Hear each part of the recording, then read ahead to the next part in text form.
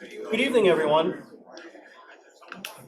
Welcome to the May 4th, 2022 meeting of the, may I have your attention, please? Excuse me. If I could have everyone's attention up front, please. Thank you for your cooperation. Let me start off again. Welcome everyone to the May 4th, 2022 meeting of the Alexandria Transit Company Board of Directors. My name is Steve Kleiss. I'm the Vice Chair, and I will be presiding over the meeting today. Chair Kaplan is participating virtually, and along with Hillary Orr, another board member, is participating in this meeting virtually. The first order of business is to have the board secretary call the roll. Chair Kaplan. Here. Vice Chair Kleist. Here. Linda Bailey. Here. Randy Collins. Present. Kendall Taylor. Here. Matt Harris. Here. Hillary Orr. Here. Ajayesha Thomas. Present. Okay, Vice Chair Kleist, we have a quorum. Excellent, thank you. We will start off the board meeting as we normally do with public comment period. And we had a number of individuals that have signed as speakers. So we will go and call the individuals in the order in which they signed up for this option. We also have some speakers that were participating through Zoom, and we will get to those individuals after we do the people who are present. So I'd like to start off with Kathleen Curtis. And all of the speakers are reminded that we have a 3-minute limit for comments, and you'll see the clock on the screen to indicate when you're approaching the 3-minute time and when the time expires. I thank everyone in advance for their cooperation. Is there a microphone? It's in the ceiling. It's incorporated into the infrastructure, so you're fine. Hello, my name is Kathleen Curtis. I'm a member of the Ad Hoc North Pitt Street Planning Group that you received a proposal from us today on. I reside at 501 Princess Street, which is at the corner of North Pitt Street. I became aware of the DASH proposal via a homemade flyer that was passed through my door on April the 17th. It was only then that I went out to understand what had been posted and to inquire as to what the FY23 DASH proposal for realignment was. When I was out walking, and I will put this sign back where it belongs, I saw this sign and it says, "Attention DASH riders." I'd like to say I'm not a DASH rider, and to be notified that a bus line was going to be realigned beside my home in my neighborhood was quite disconcerting. I would never have read this sign without my neighbor telling me.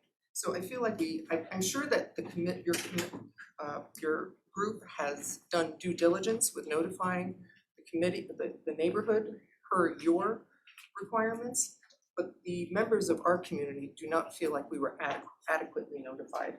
And as you can tell from people in this room today, we've only known about this since April the 17th. But despite that, I became interested in the issue when I understood that line 34 was going to be redirected from North Fairfax down North Pitt to Cameron Street. My question is, there's nothing wrong with the North Fairfax Street corridor of 3 buses, 30, 31, and 34. They all get you to a metro. And with the realignment of 34, one will now be able to get to Potomac Yards Metro and Virginia Tech and Amazon, which will be over there soon enough. I'm sure you are aware that our community from 200 block of North Pitt to 600 is a low density, single family dwelling community. The ridership there is pretty much limited. It's not growing, it's not changing, they're single family properties. From the proposal that we gave you this morning, you will see there's a survey where in a very short period of time, we were able to 30 seconds remaining. over 70 of our neighbors to find out their use of DASH. I would like to say in closing that our community would prefer that the east-west route from Fairfax to Pitt occur on the blocks. Why? Madison, or Montgomery. Thank you for your time. Thank you. The next speaker would be Ellen Mosher. Oh, I'm sorry. Before we proceed, I've been reminded that should anyone need interpretive services, that they are available. Please let the And then we will allow the interpreters to introduce themselves. if someone does need, when they're either here presently or participating through the Zoom meeting, if there's a need for interpretive services, to let us know, and we'll get that person connected with you. So we can ask Whitney to introduce the interpreters. Whitney, would you be able to introduce the interpreters, please?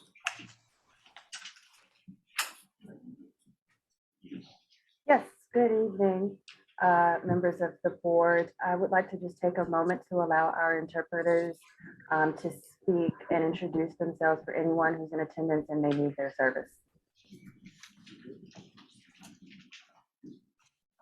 Buenas tardes. Si necesita asistencia de traducción en español para comentar sobre los cambios de servicio propuestos por Dash, por favor déjennos saber haciendo clic en la función de mano levantada en su pantalla. Gracias.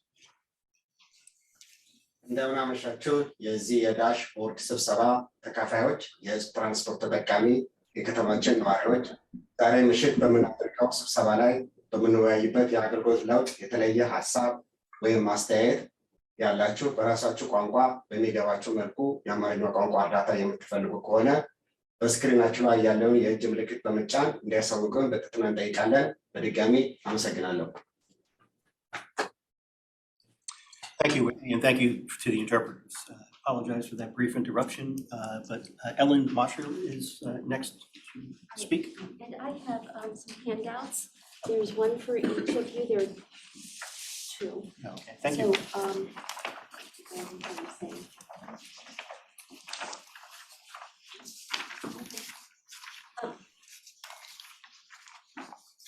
My name is Ellen Mosher. I'm at 324 North St. Asaph Street. I've been a consultant to neighborhood groups on a number of developments for the last 5 years. This has involved taking parking counts, inventory assessments to help staff double-check developers' paid surveys. To better understand this issue and the impact on parking in our neighborhood, I prepared a parking study. The parking study indicates that street parking current supply versus current demand on the 8 block faces from 200 to 500 North Pitt Street are at 96% occupancy. The 22 block faces for 200 to 500 North Pitt Street and the side streets are at 100% occupancy. Please note 85% occupancy, which under best practices is considered to be at capacity parking. Further straining the parking situation in this area by removing street parking spaces to add bus stops to an area where neither density nor ridership are increasing does a disservice to the neighborhood and the existing and future ridership on North Fairfax Street.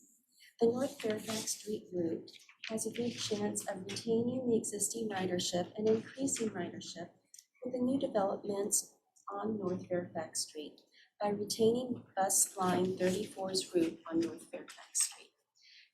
Now, the parking study that I created, it illustrates this 200 to 500 block on North Pitt Street and the occupancy and supply demand percentage for each block face there. This was done on Saturday, 3 p.m., Saturday, April 30th at 3 p.m., just a random time, and every single block exceeded the average exceeded 85% occupancy. There's just no room to remove spaces off of North Pitt Street, or even if you did, the parking on the side streets cannot handle any extra parking either. Are there any questions? 30 seconds remaining. I'm finished. Thank you. The next speaker is Jim Murphy.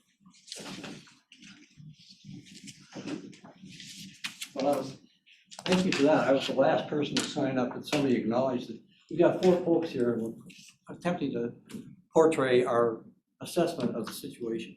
I have a military background. I was shocked not to receive alert of the pending route change. Shocked this day. I went immediately to begin to get smarter about the city transportation system. I got to the transportation office, found the webpage is splendid, got to the plans, the city's vision, that was splendid. Got to the plans for the route changes, thought they were well done. We take issue with the writing for the Route 34, which says provide better coverage in Old Town. And it says provide more transit access to residential complexes and new developed along Fifth Street. Well, my first instinct was to get data on it because there is none. And so we have a questionnaire, went out to 160 people in the area. We got about 77 responses, good bit of data, and it's not surprising, nobody rides Dash in the stretch between Cameron Street and Lith Street, no, almost not. It's in the package we sent out. If we had more time, we don't, if we had more time, I would be riding the bus from the Lee Center several times a day just to see who rides the bus from the Lee Center up to the complex. Because that's the other data point that we have no information on. So we know that nobody from our neighborhood is riding the bus. We don't know who's riding the bus with someone. And we don't see a reason. So now we've got this thing called, what do you guys call it? Where you split up the routes. So you're trying to get better coverage. So now there's a technical effort to get better coverage. So that would move the route from Fairfax over to North Pitt Street. But nobody on North Pitt Street is riding the bus. So why would we want to have better route coverage through there? And the question then becomes, well, who is coming up from the Lee Center? Well, presumably it's a lot of folks that need jobs and are working up in the new business complex. And we absolutely laud that and support it. But we just believe that the route ought to more effectively continue to come up Fairfax, serve the Cancel Court, serve the all the families that are right there along Fairfax. 30 seconds remaining. And then nip over to the center. So what we have here visually is we've got it turning at 2nd Street right now. And you guys are proposing it to turn at Cameron. I'm saying, you know, we think there's good and proper reason to have a compromise on this and have the darn thing slip over somewhere either on West Street or on the Montgomery and Madison. Thank you for your attention. Thank you for your time. I hope that you will be able to read the package that Your time is up. Please finish your comments. That's it. Thank you. Thank you. Mr. Vice Chair, could I ask the last speaker a question, please? Oh, Chair Kaplan, Mr. Murphy has a question for you. Yes. Thank you. Your package was quite comprehensive. We only got it a couple hours before the meeting, so I can't say I've read it comprehensively, but I did look through it. I'm actually a neighbor of yours. I live very close to North Pitt Street, and it appears that my house would be within the range of homes that you were surveying. I didn't get a survey, not that I would have completed it because I'm one of the decision makers, but I wasn't sure how the survey was distributed. Well, let me just answer that. I went to the GIS maps. I got every address along Cameron Street and North Pitt Street up to Lith Street, every address. Prepared packages and put them in the mail slots. And in the case of the folks who live up on the 600 block or live over in Chatham Square who don't have mail slots, I mailed it. So if I missed your address, I'm shocked. But whatever it is, I'll get you one. Okay, I mean, I saw the survey. I just was, because I'm on a side street, but I'm within 3 doors of Pitt Street. That's why I noted that I should have received a survey under your methodology, but I didn't. So, but I've read the results and, appreciate the analysis. I just wanted to ask the question about distribution. Thank you. Robert Rowe is the next speaker. I'm yet another member of the ad hoc committee objecting to an important part of this realignment of line 34. And I guess what I wanted to underscore what the previous speaker just explained is we believe in this residential group that there are fundamentally different neighborhoods at stake here in this realignment. along this more southerly part of North Pitt Street, the residential community that we represent, roughly from Cameron Street to Wythe Street. These are all single-family homes, very close to the street of Pitt Street, with very, very short setbacks from the street, and no new development coming. We certainly take at face value, and we strongly support what the board's intentions are in this realignment, mainly to serve better the big developments that are coming between Washington Street and Pitt Street. But those are much more on the northerly part of Pitt Street. And what we're advocating in this counter proposal, if you will, is to run the bus routes as they have been along North Fairfax Street, and then do a jog up either Madison or Montgomery or Wythe to connect again to North Pitt Street, running north of our community. Essentially, we don't see any upside for the bus service in ridership and running the bus line through our southerly residential community. Again, as was explained, there are just not any riders that we can identify, or hardly any to speak of, that are using the bus or have much interest in using the bus from our immediate group. So in terms of spurring ridership, we don't see an upside to serving our part of the community. We see much more upside for ridership running it along North Fairfax Street, where the larger employers are located, and again tying into King Street. So the other problem is parking, which Ellen Mosher referred to. As a trained parking consultant, she's identified that we just don't have any extra parking spaces to give up in our community. We are essentially at 95 to 100% utilization based on our actual survey this weekend. So it would be quite a hardship to lose any parking space. 30 seconds remaining. 9 or so that might be required. So we just would hope that you would think hard about this counter proposal we're offering, just to jog to an area that will benefit more people and have a much lower cost to our residential community in the long run. So thank you for your time. Thank you for your comments. Joel Newman is the next speaker. Thank you for the opportunity to share our comments here this evening. I'm speaking on behalf of the Bullfinch Square neighborhood, which is along the 400 block of Pitt Street, and also as part of the ad hoc group that you've heard other speakers from. Recognize that the staff has put a great deal of time and effort into this, and we're here to constructively help this plan, not dispute it. Today I am speaking in support of what we consider a very attainable adjustment to the Route 34 proposal submitted by the ad hoc North Pitt Street group, which would meet DASH goals and objectives, as well as address the concerns of the homeowners in this area. We do understand and support the added service to the Potomac Yard Metro Rail station, and also the need for increased ridership.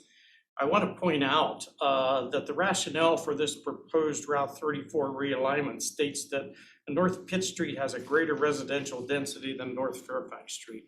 I just want to say that's quickly changing.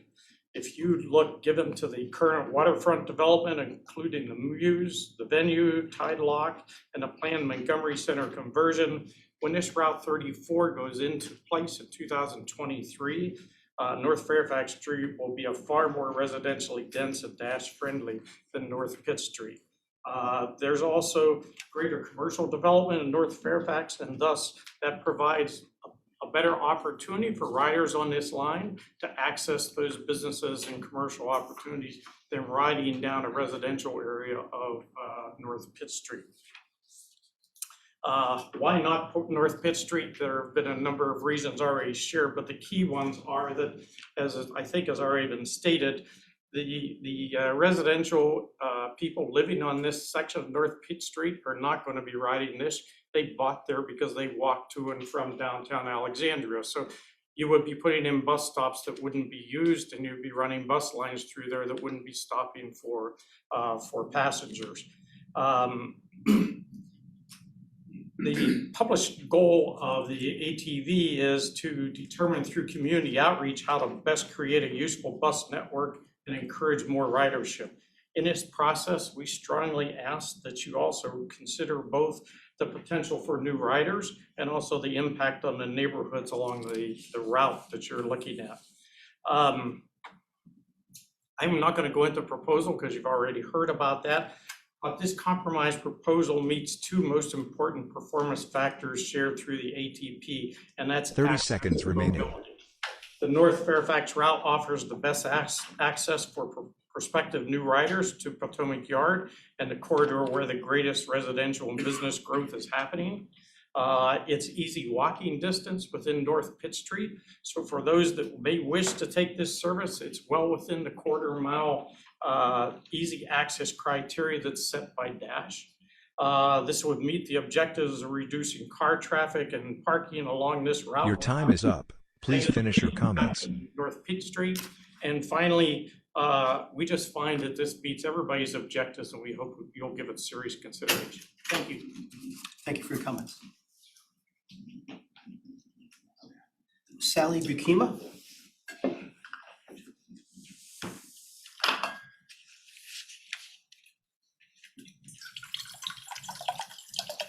I'm Sally Bukima, and I live in Carriage Square East.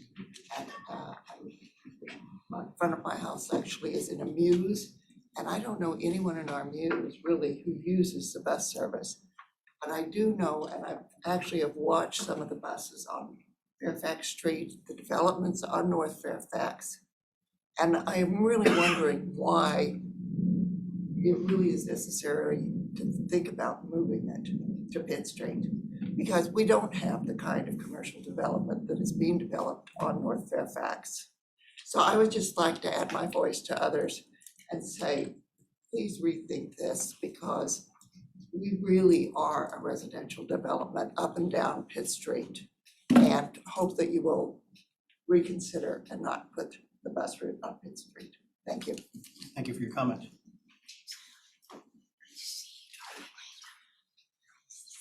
Merrick Malone is the next speaker.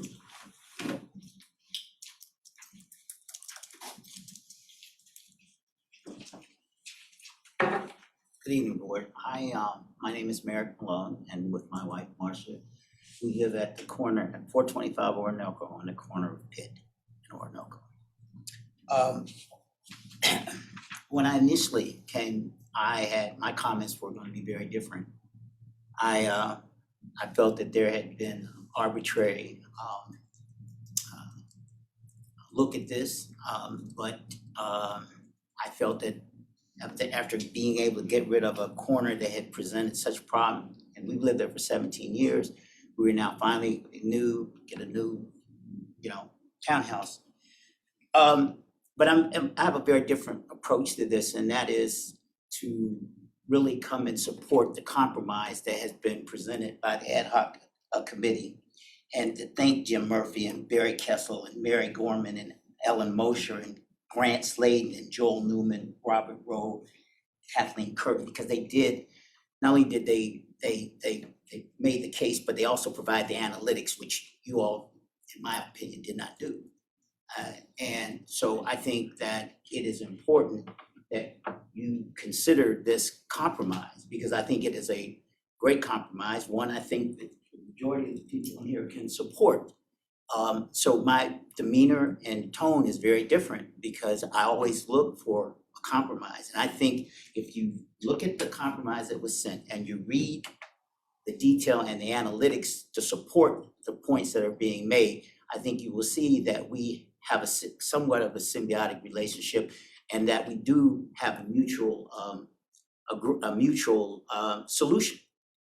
And I think that's important. So I can tell you that this ad hoc committee, they did an outstanding job. If you actually read what has been presented and understand the logic that supports the presentation, I think you'll get a good understanding of why we feel this way, and the fact that we can come to a compromise that works in everybody's interest. Thank you. Thank you for your feedback. Eric Chi is the next speaker. I'm misspelled it. It's Eric Chang. Chang. At 424 Queen Street on the corner of Pitt and Queen. I'd like, you received, I think, my previous letter, but I don't want to repeat what I said there, but I want to emphasize a couple of things. One is congestion, the other is parking, and the other is your future customers. Congestion is a problem particularly on Pitt and Queen, because you already have the tour buses coming down Queen Street, which will only increase during the summer. And they come to a crawl between St. Asaph and Queen because of the Spite House. And when the buses meet at Queen, especially during the evening rush hour, you will see a lot of congestion along those streets. So that's one point.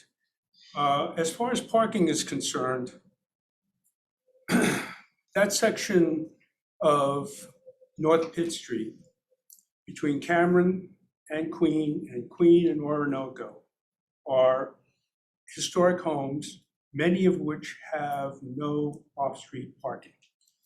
The removal of parking, in my experience, for example, would take away, would make it very, very inconvenient for us to find spaces, especially during the lunch hours, during weekends, and lunch hours during the week, as employees of Alexandria find their parking in and around that area. We're 2 blocks from the square. I would like the board to really, really consider the alternatives that have been proposed that retain the route on North Fairfax. My wife and I often walk along North Fairfax to the sport and health facility there. We watch the buses, we see your current customers. Your customers there are those that live in the ARHA homes that border North Fairfax. They are the elderly that live in the retirement home. I've forgotten the name of the street, but just by 30 seconds remaining. And by moving into North Pitt, you take away their access, and they are the people that need your service the most. Lastly, I want to say that the development on the north end of North Fairfax needs to be considered for your future customers. You see the condominiums that are going by the old power plant. You see that Your time is up. Please finish your comments. And the developments all along there. So you will have hundreds of new units going on the northern part of North Fairfax. So I would urge you to consider the alternatives that have been proposed. Thank you very much. Thank you for your comments. The next speaker is Brooke Terry.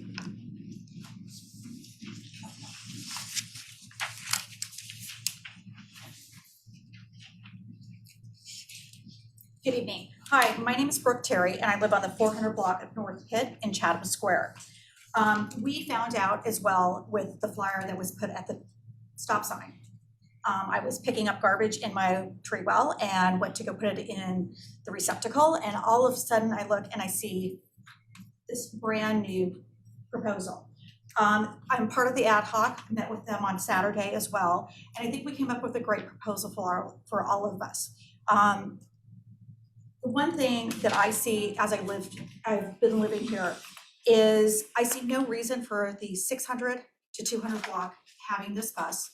No one uses it in our neighborhood. I've talked to my neighbors that could not attend tonight since they work in the city and they would not make the 5:30 time for this evening. But most of us walk. That's the reason why we bought where we bought.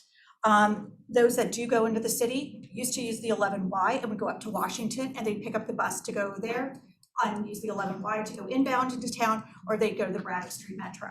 Again, I'm kind of curious, and you guys can't explain to why we are taking these group of people to the Potomac Yard station, where the Braddock station is just down the street for most of us. The growth is on the North Fairfax corridor. We walk this every single day. You see the growth, you see where all the folks are gonna come in. We're not your client, basically. I have no problem, nor do most people, walking an extra 2 blocks to get to the bus stop. it's been a habit. We've all been in that habit, and I don't see why it should be changed. I also have off-street parking, and I'm lucky and fortunate to have off-street parking. However, there are some days that I do need to park in front of my home to get something through my front door versus coming up my basement. And there are days that I cannot find parking in front of my home. I think that everybody has said the same thing. Look at the proposal. It's a good proposal. And think about where your new ridership is. It's just not us. Thanks for your time. Thank you for your feedback. And the last registered speaker is Chris Moore.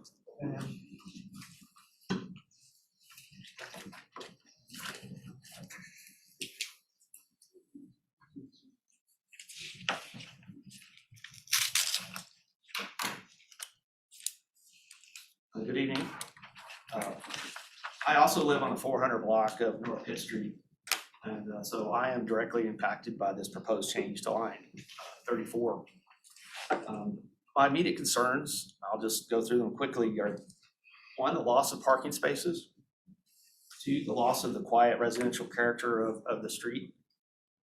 And I would note that I actually live right at the intersection of North Pitt and Orinoco, so I would be directly affected, given that it's, buses would be stopping and starting there constantly throughout the day, 7 days a week.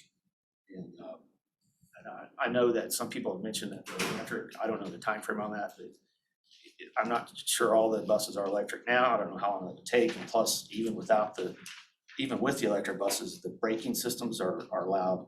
And so the other immediate concern, I think that the buses will increase the congestion on the streets. They're already pretty congested. The additional bus stops along the proposed route would cost money. And lastly, what the immediate concern with the concern about safety. I do not see how the streets are wide enough in certain areas for those buses to pass through, particularly in the historic area section. And then finally, I'd like to close with two comments. I, for one, would like to state that I felt the notice of these changes to the directly impacted residents was clearly inadequate in this instance. I, like everyone else that's spoken tonight, only learned of this major bus change about 2 weeks ago. And I will conclude by saying that for 2 years, as everybody knows, we've been under a pandemic. And I would say accordingly, any studies or information that this agency's obtained over the last few years would on its face be unreliable. The pandemic has impacted almost everyone as to where they live and where they work.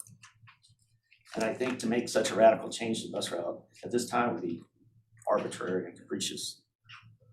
For all these reasons, I oppose the line 34 change and request that this change be approved as proposed. 30 seconds remaining. And I cede my time to the next speaker. Thank you, Mr. Moore. That concludes the number of individuals. Let me ask, is there anyone who has not registered but would like to? I registered today online. I did as well.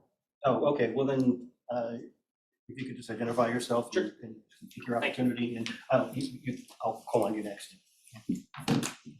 My name is Chafee. Thank you, Vice Chair. Thank you, Board of Directors. Appreciate this. I am also from North 400 block of Pitt. And a little bit different. One member of the household does ride the dash bus, not the 34 though. So what I wanted to just address is, I think the compromise is a great approach. I do want the board to pause though for a moment from comments that were heard on the evaluation of bus line 34. As a nonprofit that's funded primarily from taxpayer money, but any nonprofit should be asking the question, who am I going to impact? What's the value of that impact to those folks? And most important, when you're using taxpayer money, at what cost? So the question is, what's the ROI on this additional bus line? I don't know what the cost is of funding additional bus line, but how much are we subsidizing per rider on this? I think you've heard other people comment, this section at least, anybody that's doing anything is trying to get to King so they can take the Metro, or they can take Amtrak, or they can take the VRE, or they're trying to get to Braddock. So now you've taken the Braddock out of the picture for 35, 34. I just don't understand who's riding this line right now. And so that's the question I think you have to ask, is just really, is the data, looking at the data that has been suggested that you do, and just say, is there a value to this line 34? There might be some pockets, but I think you address those in different ways. So the compromise is a good approach, but I'd also ask you to pause and just say, hey, let's start from the beginning. Is line 34 make any sense? Appreciate your time. Thank you. And Ms. Chafee, so I know we captured your name accurately. Yes, if two A's, R-O-N, last name C-H-A, two F's and two E's. C-H-A double F-E? Double F, double E. No Y then. No Y, yeah. Okay, thank you. And we'll conclude with your presentation. Thank you. And if you could give us your name, please. Sure, my name is Jody Peterson. Thank you. Thank you for the opportunity to speak. And I'd like to couch my words this evening with a theme of suffering. And that might not resonate with everyone, but believe it or not, we actually suffer quite a bit where we live, not in terms of how beautiful it is, but in terms of the congestion. And so I want to talk a little bit about that. I know a lot of folks have hit on that fact, but we have a real problem, which many individuals here have highlighted, related to parking. It is almost impossible for my husband and I to find parking on the street. We live in the 500 block of Cameron Street, so very near the corner of Cameron and Pitt. And we often spend a significant amount of time looking for parking and don't often find that. So that is something that we suffer with often. Two, there is an incredible amount of foot traffic. Because the George Washington House sits directly across the street from our home on Cameron, we get tour groups that come through every single day at all hours of the day. And there are significant numbers of individuals who are coming through. And so I think that kind of plays two ways. One, we're plagued by that, but two, that would also cause an impediment to this bus in terms of the traffic that's coming through and having to stop for these crowds that come through, sometimes 50 and 100 people at a time at all times of the day. And finally, we also suffer from other buses that come through all the time down Cameron Street and Pitt Street. Tour buses, very large buses that could contain significant numbers of people.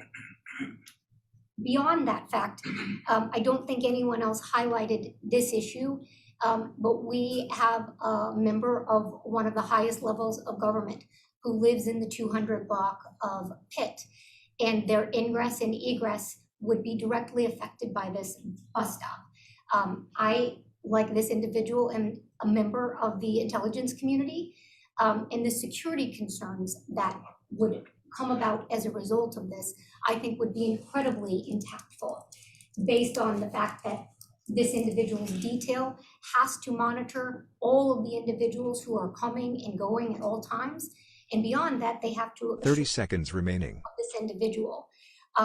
They also have to make sure at a moment's notice that this individual is able to have ingress and egress out of the 200 block of Pitt. So I think that summarizes all of my concerns. I thank you for the opportunity to address and hope you will consider the alternate proposal. Thank you. Thank you for your comments. Is there anyone else present that has not registered to speak that would like to make a statement? Seeing no hands, we'll conclude this portion. We have a number of individuals that have connected with our meeting today through the virtual Zoom connection. However, we do have some logistical issues that we need to deal with regard to timing. Ms. Taylor needs to leave at approximately 6:30 to attend a meeting with the City Council at City Hall. So there's a few items I'd like to move around on the agenda to try to take action on those first. And then I would ask for the people attending virtually for your indulgence for us to go through these different action items. And then we will get to you to collect your feedback on whatever the issue happens to be. So the first item would be an adoption of the minutes from the April 13th meeting. Are there any corrections that need to be made? from the documents submitted? Mr. Chair, I move to adopt the minutes from our April meeting. We have a motion to adopt. Do I have a second? Second. Second, Ms. Orr has the second. All in favor of adopting the minutes as presented with a raise of your hand? Aye. Aye. Any of those opposed adopting the minutes? Would you be abstaining? Oh, you'd be abstaining because you weren't present, understood. We have one abstention, and did we capture the two virtual participants? Aye. Okay, and Chair Kaplan? I voted aye. Thank you. All right, the minutes are adopted from our last meeting. The next item would be the consideration of adding additional members to the dashboard.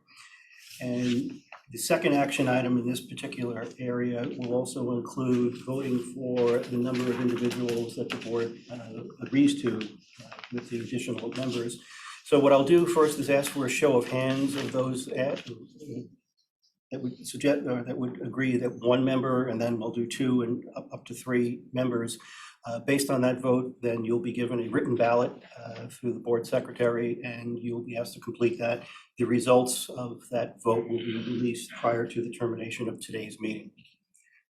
Any questions on the process? Yeah. Yes, Matt? How many members do we have seated now? There's 8. There's 8 right now, 3 additional would bring us to 11. 11, okay, okay. And 11 is what we have on the website of Dash. It says our board is comprised of 11 now. I know that's fluid. The bylaws allow for between 9 and 11. Up Yeah, to 11. Up to 11. Okay, So and we do have that minimum is flow. 9. we discussed adding a couple years ago to be more inclusive and diverse. And anyway, I will reserve the rest of my comments and opinions, but go. Thank you. Okay. For the addition of one additional board member, do we have anyone who votes in favor of that?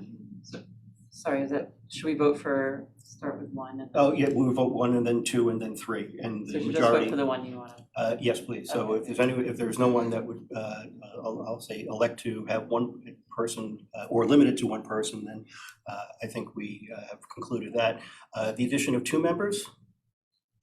Sorry, Steve, can I ask a question? I'm a little unclear. So there's one vacancy and the vote is to then add 1 additional member. So that would be 2 people.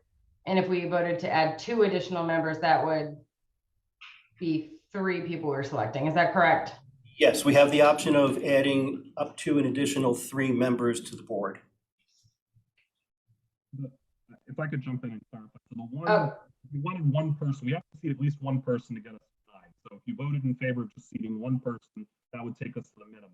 And we're asking basically, it comes down to board size versus other factors, and Matt alluded to some of those in seating more people. So it's just then getting at what folks' preferences.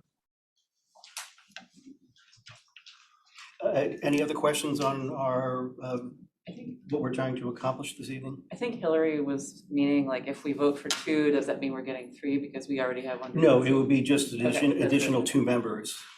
And basically what we're doing is we're taking the existing number of board members and electing to add 1 to bring us to 9, 2 additional bring us to 10, or 3 to bring us to 11.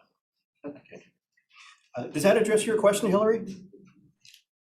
I think so. I'm just trying to figure out where the vacancy, so how many people do we have right now? The board has, we have a board of 8 right now. You need 9. And So you must we appoint need to 1. fill 1 to meet our, I'll call it our minimum requirement. And we have the option of adding additional members up to and including 11. Okay, so if we vote for 1, that's just filling the vacancy and getting us to 9. If we vote for 2, that's getting us to 10. Apply with the. Got it. I'm here with you now and ready to make my vote. Thank you. Make one more comment. Yes, Matt. For you, Hillary, we lost 3 people in the last 2 months or so who were on the board.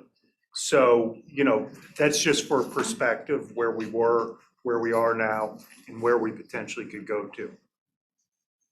Got it. I'm going to be representing that one slot, which is a citizen. Oh, there will be citizen appointed positions, yes, not So all three of representing them any will group or any particular geographic location. They're certainly not city designees, as the bylaws specify. Okay, I appreciate everyone's questions and discussion at this point. So just to ensure we have a good path forward here, no one is supportive of adding only one additional position. Okay, those that are suggesting that we add just 2 additional positions to the board? Yeah, me as well, Steve. 3 here in the room, or 4 in the room, I'm sorry. You have, well, I'm not voting, but you have David and Okay. Hillary both said aye. Okay, and for 3 additional people? We have 3 votes for 3 additional people. Right now, we're looking at filling 2 positions. And again, Beverly will distribute the voting sheet there. And again, before the conclusion of the meeting, we will announce the results of the vote. Thank you. And David and Hillary, if you can email your 2 to Beth, she'll be looking for your email. Should we give this back to Beth? You can give it back to Beth, and then she'll tally them later. Get back.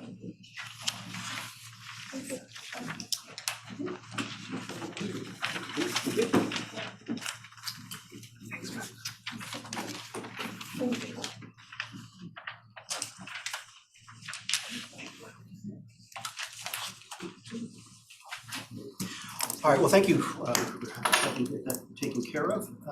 The next item that I think we should move to is the discussion of the TDP. And since Kendall, you'll be here for a short while. Mr. Vice Chair, if I might propose maybe the resolution, the grant resolution, consideration of that. That's your only other action item, and then. Oh, yes, thank you And for then the maybe the reminder. TDP after you've completed the online. Yes, thank you. Sure. Yes, we do have that action item for the fiscal 2020, I'm sorry, for the no emission bus and facility grant resolution. So Martin will be presenting that, or? I will. Oh, Yeah, okay, Josh, I can if you review it. proceed then, please. So this is in your board packet. The detailed resolution is provided in your board packet under the general manager's report. So we've hopped around a little bit here. But basically I'll see if I can get ahead all the way to that. So basically, the city and Dash are partnering to apply for Federal Transit Administration dollars to accelerate the transition to electric buses. As you all know, we already have 14 electric buses in the fleet, the largest in Virginia in operation. So our program is well ahead of the game in regards to most systems. The purpose of these grants, there's low emission, no emission federal program, and then there is bus and bus facilities federal program. Both have received substantial infusions of funds in the current year and future out years, to the tune that we believe that we have a very strong opportunity to obtain federal funds to help secure the purchase and acquisition of electric buses, which would convert buses that were originally programmed to be diesel replacement buses to electric. It is a wide swath of a resolution, and the intent is to essentially express the support from the boards, should the boards so choose to do it, backing the application of the grant. And then City Council will also take up a resolution that will probably be more fine-tuned. The number up there of 60 million is quite substantial. The reality is that that's not anywhere near probably what we would end up applying for, and the reality is we wouldn't be able to receive such an award anyway. But the process will be that will allow this will allow the city and Dash to apply jointly through the city to the Federal Transit Administration, and then hopefully with a successful award help to address some shortfalls in our capital replacement program. So that's the essence here. Hillary just noted that it's 44.7 million is the final number at this point. If you desire, you can modify the resolution as such in adopting it from 60 million to 44.7 million. That would be fine. And I can certainly offer to Hillary, since you're there. Hillary's been working very closely with us, and we really appreciate the city's partnership on this to figure all this out. As to whether there's anything else that we need to add, because you're navigating this with the city council process, right, Hillary? Yeah, that's right. So we'll be taking this to the city council on May 24th. I believe their resolution will have up to 50 million. Yours has up to 60 because we did refine some numbers. We're still getting new cost in, so I think adding some flexibility in there is helpful. As Josh noted, I think we're trying to put projects forward in a way that is strategic and is scalable so that, based on how much funding the FTA has to award, if they want to award us the full 45 million, that would be wonderful, but it also provides them the ability to kind of scale down and provide us less if that makes us more competitive. So we've been working really hard on this, and I think we're at a good place with the final application numbers. So I'll toss it back to you. The consideration would be to consider approval of this resolution. Any questions for Josh? It might be for Hillary, just the 20% match, it's already secured, but the 1 to 2 million of that isn't until the 24 budget, which actually hasn't been approved yet. Will that need to get accelerated as a match in 23, or is it okay to be phased? It's okay to be phased, because if we received the full amount, it would be for part of that is for FY24 buses. So we wouldn't need that yet. I think part of the application and the kind of scoring is based on how ready we are. So we're putting our FY23 needs first and prioritizing those. But the full ask, and if we can get the FY23 and 24, that'd be great. But I don't think we'll need the funds until 24, so we should be okay. Thanks. Any other questions for Josh or Hillary? Okay, do we have a motion to adopt the grant resolution as proposed? I move that we proceed with the grant resolution as proposed. Okay, we have a motion and a second from Matt. Any discussion? All in favor of adopting the grant resolution as presented? Aye. Will they raise their hand? Aye. Okay, all opposed? Any abstentions? Okay, the motion carries. Thank you.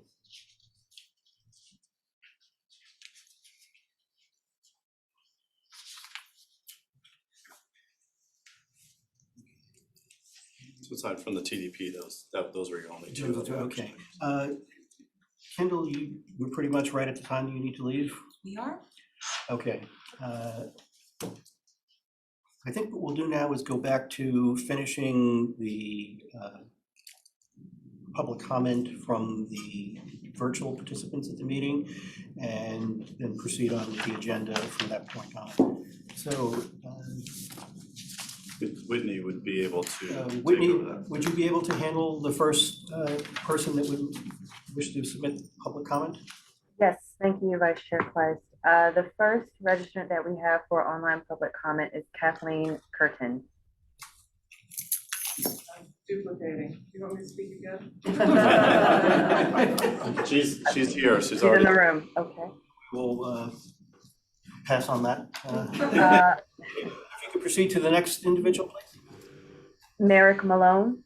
Yes, Joe, I'm here. Also Okay, I think we've heard from Mr. Okay. Malone. Grant Sladen.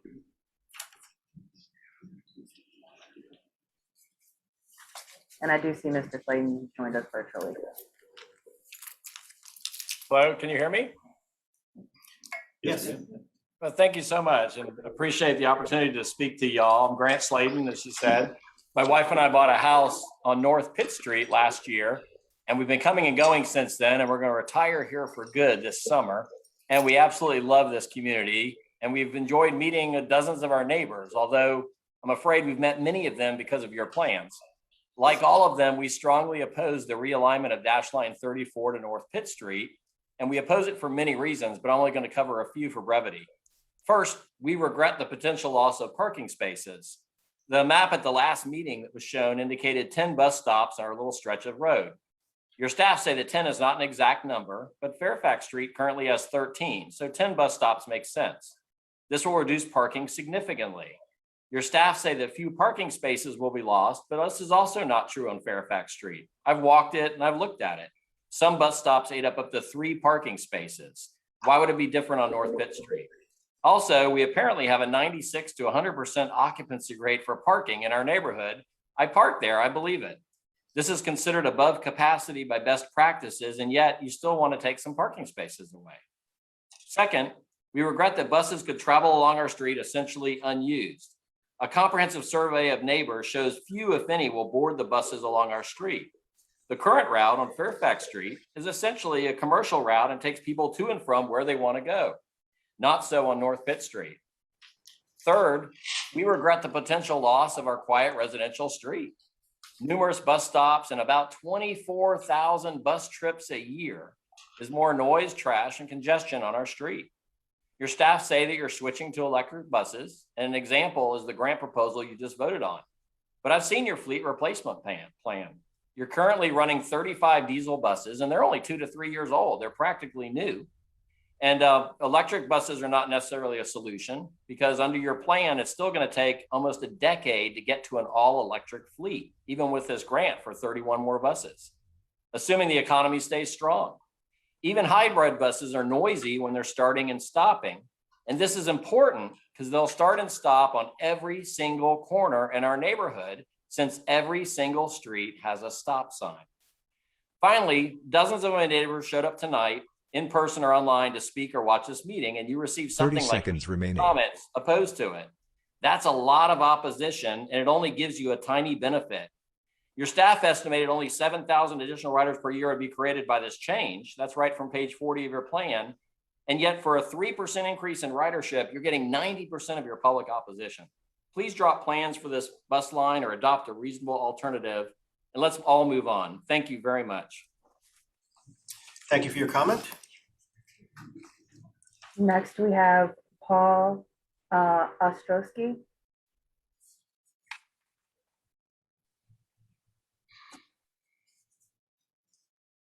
I do see Paul has attended virtually. Can you hear me now? Yes, we can hear you. Okay, great.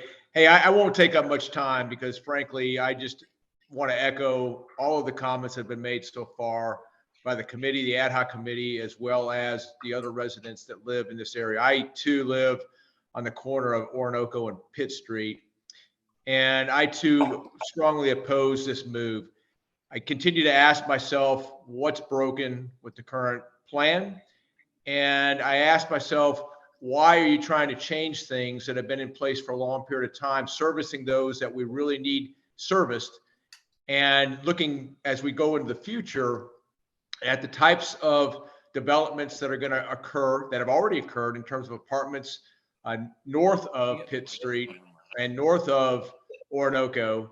And those particular aspects of those buildings and those condominiums and apartments that are going to be put in all represent people that probably will not be wanting to take a bus to the Potomac Yards Metro stop. I myself walk 10 blocks when I commute. I walk 10 blocks to the Braddock Metro stop. Not only is it good exercise, but it's what we do in Old Town. We walk to places. And interrupting that in terms of putting the system on Pitt Street and interfering with that pedestrian traffic as well as everything else that everyone is already so eloquently stated, I think is just really unfoundedly crazy.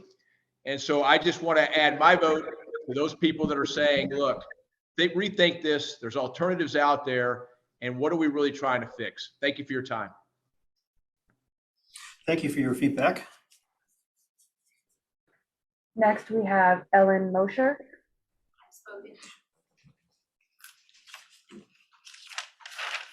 Tom Miller.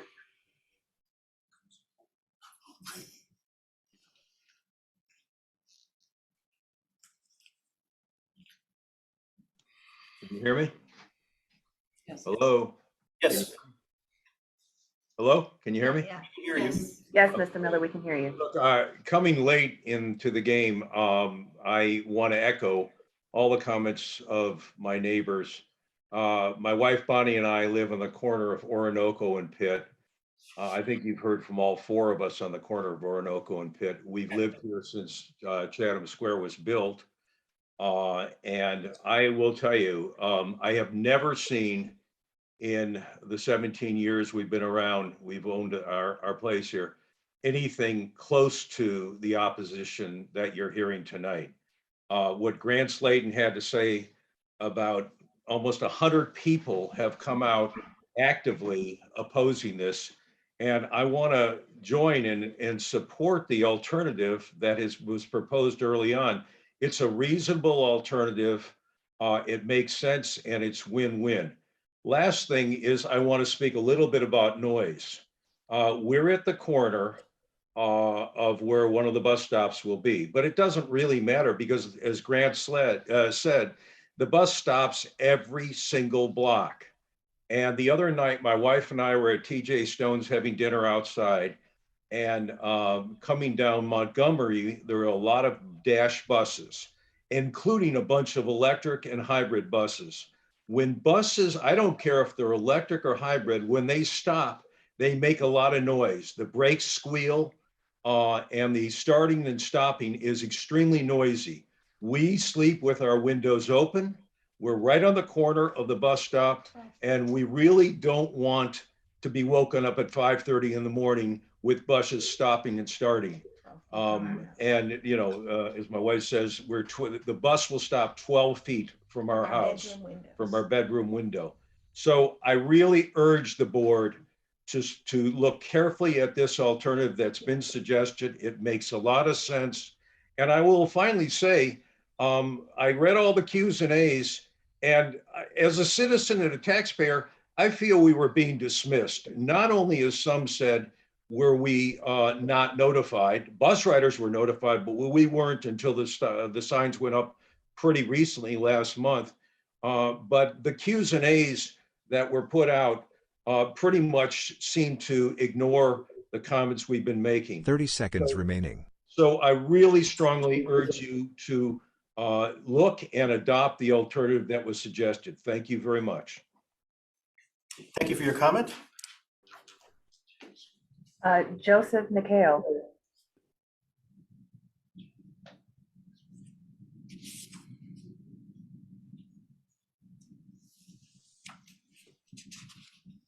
Joseph, I see you've joined us online. I think you should have the ability to unmute yourself. Okay, can you hear me now, Whitney? Yes, we can. Great. Hello, thank you for the opportunity to share input with you. My name is Joseph McHale, and I live on the 300 block of North Pitt Street. I'm opposed to the line 34 change due to no appreciable gains of making the change to line 34 compared to the Pitt Street impact on parking, safety, traffic congestion, and noise. Moving line 34 does not eliminate the impact of bus travel on North Fairfax Street. Rather, it duplicates these impacts on North Pitt Street. Please consider leaving line 34 unchanged or implementing one of the counter proposals. Thank you. Thank you for your comment. Next, we have Robert Rowe. Already spoken.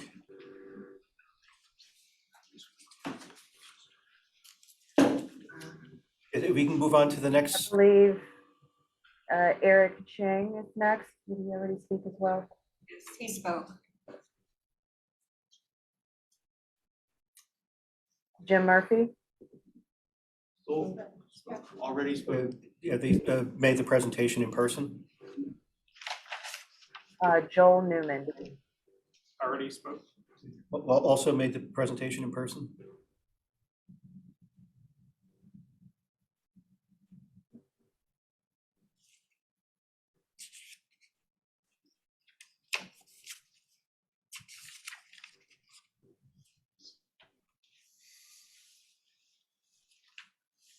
Stan Stemp.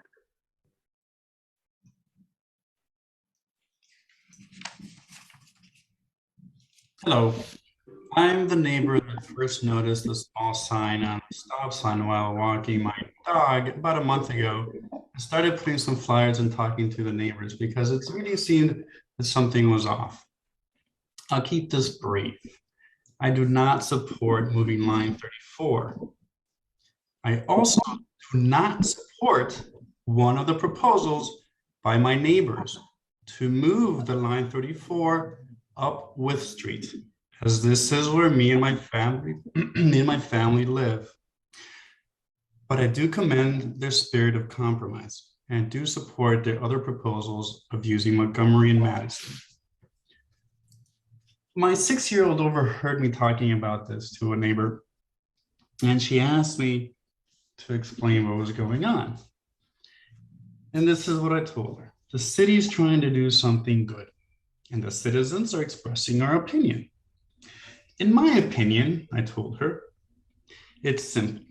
The city wants to take the problems of a bus line from one street and put these problems into 2 streets. I said, huh, why do they want to do that when the streets are only 2 blocks away? Thank you for your consideration. And I would like to highlight again that I do not support the compromise to move line 34 up With Street. But yes, to Madison and Montgomery. That's where the commerce is. Thank you. Thank you for your comments. Next person, please. Mr. Vice Chair, that concludes the list of online registrants to provide public comment. Okay, thank you, Whitney. Without any other individuals online that have expressed a desire to speak to the board, I will close the public comment period for this board meeting and move on to the next item on the agenda, which would be the T and ES report. Hillary, please, if you could proceed. Yes, hello, okay. Okay. Sorry, I'm pulling it up.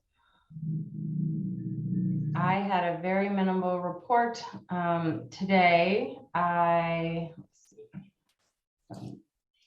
Sorry, I scrolled through the board packet looking at some other stuff. Okay.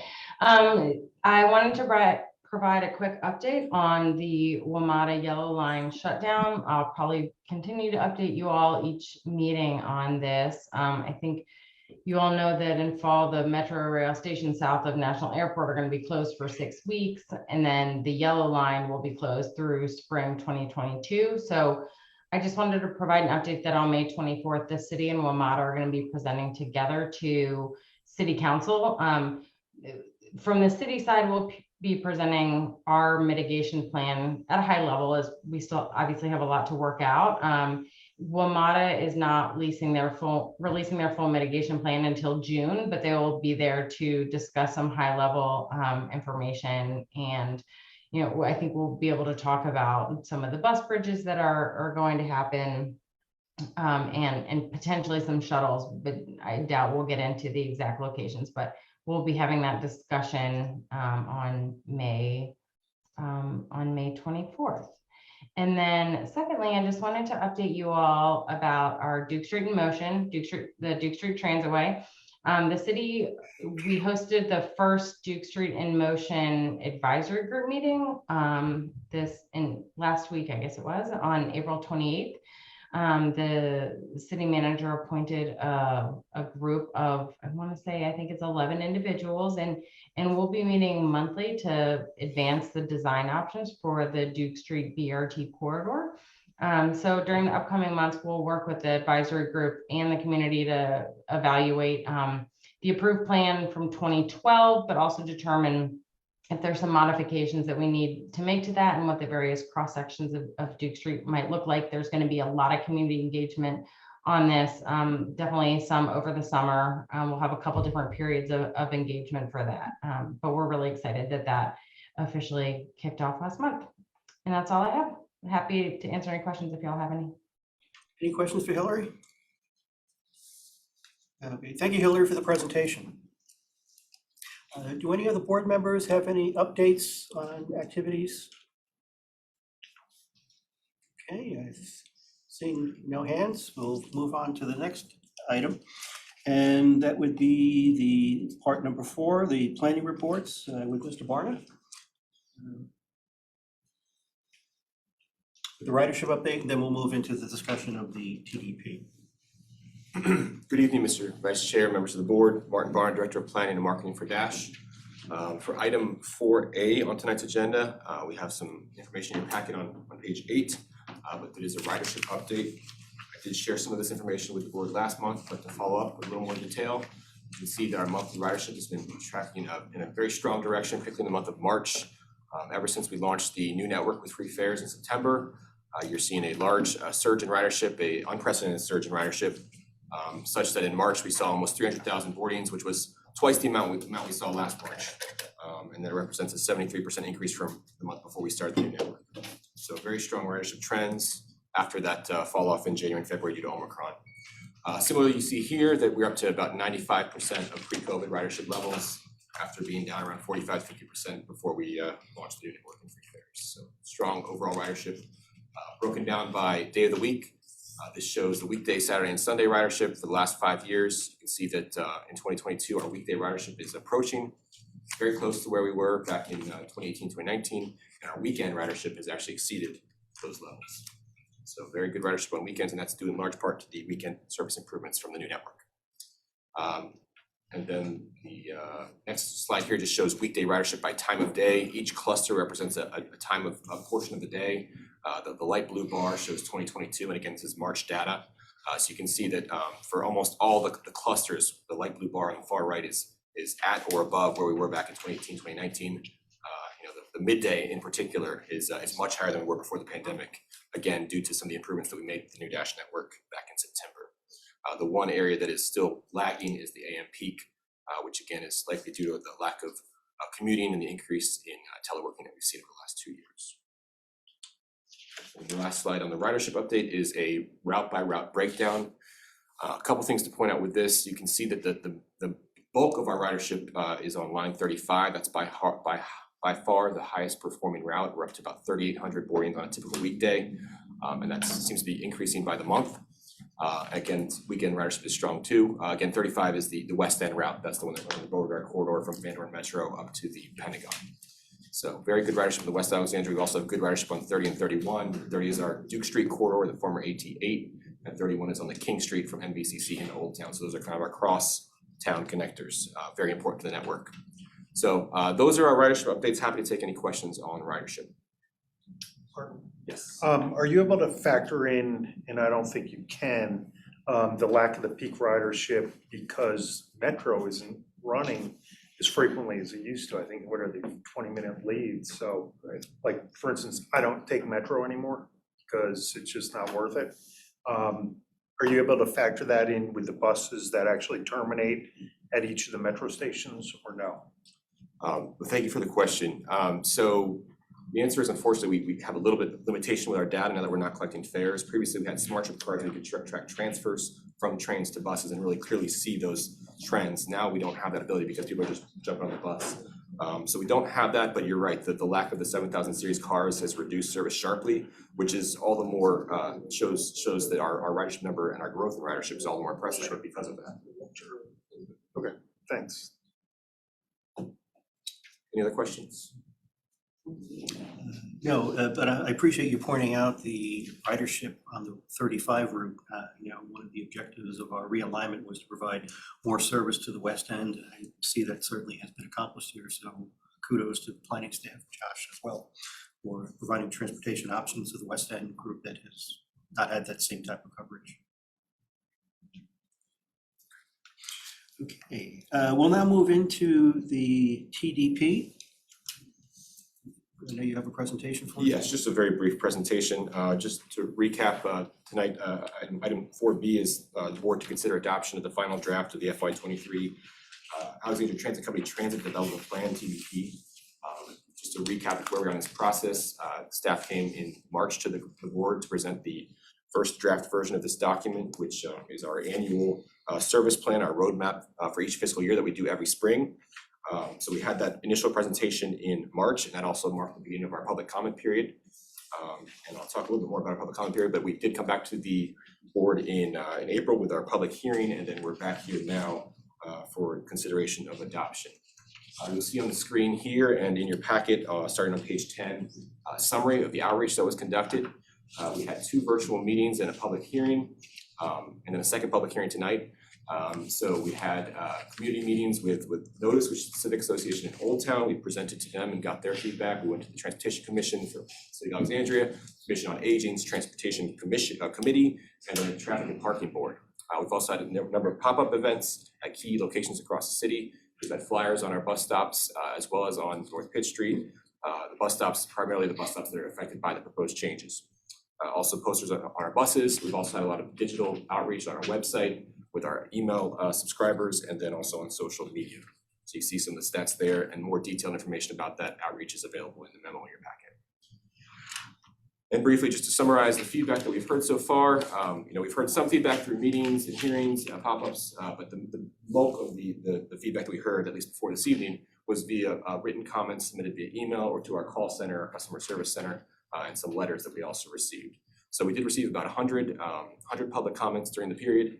90 of those comments were about North Pitt Street and the 34 realignment.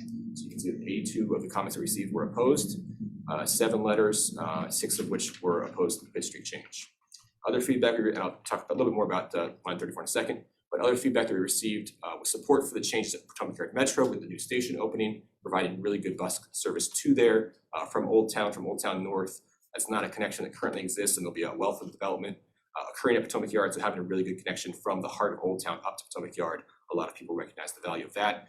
And then also the unfunded improvements that we sought funding for from City Council, those were also well supported.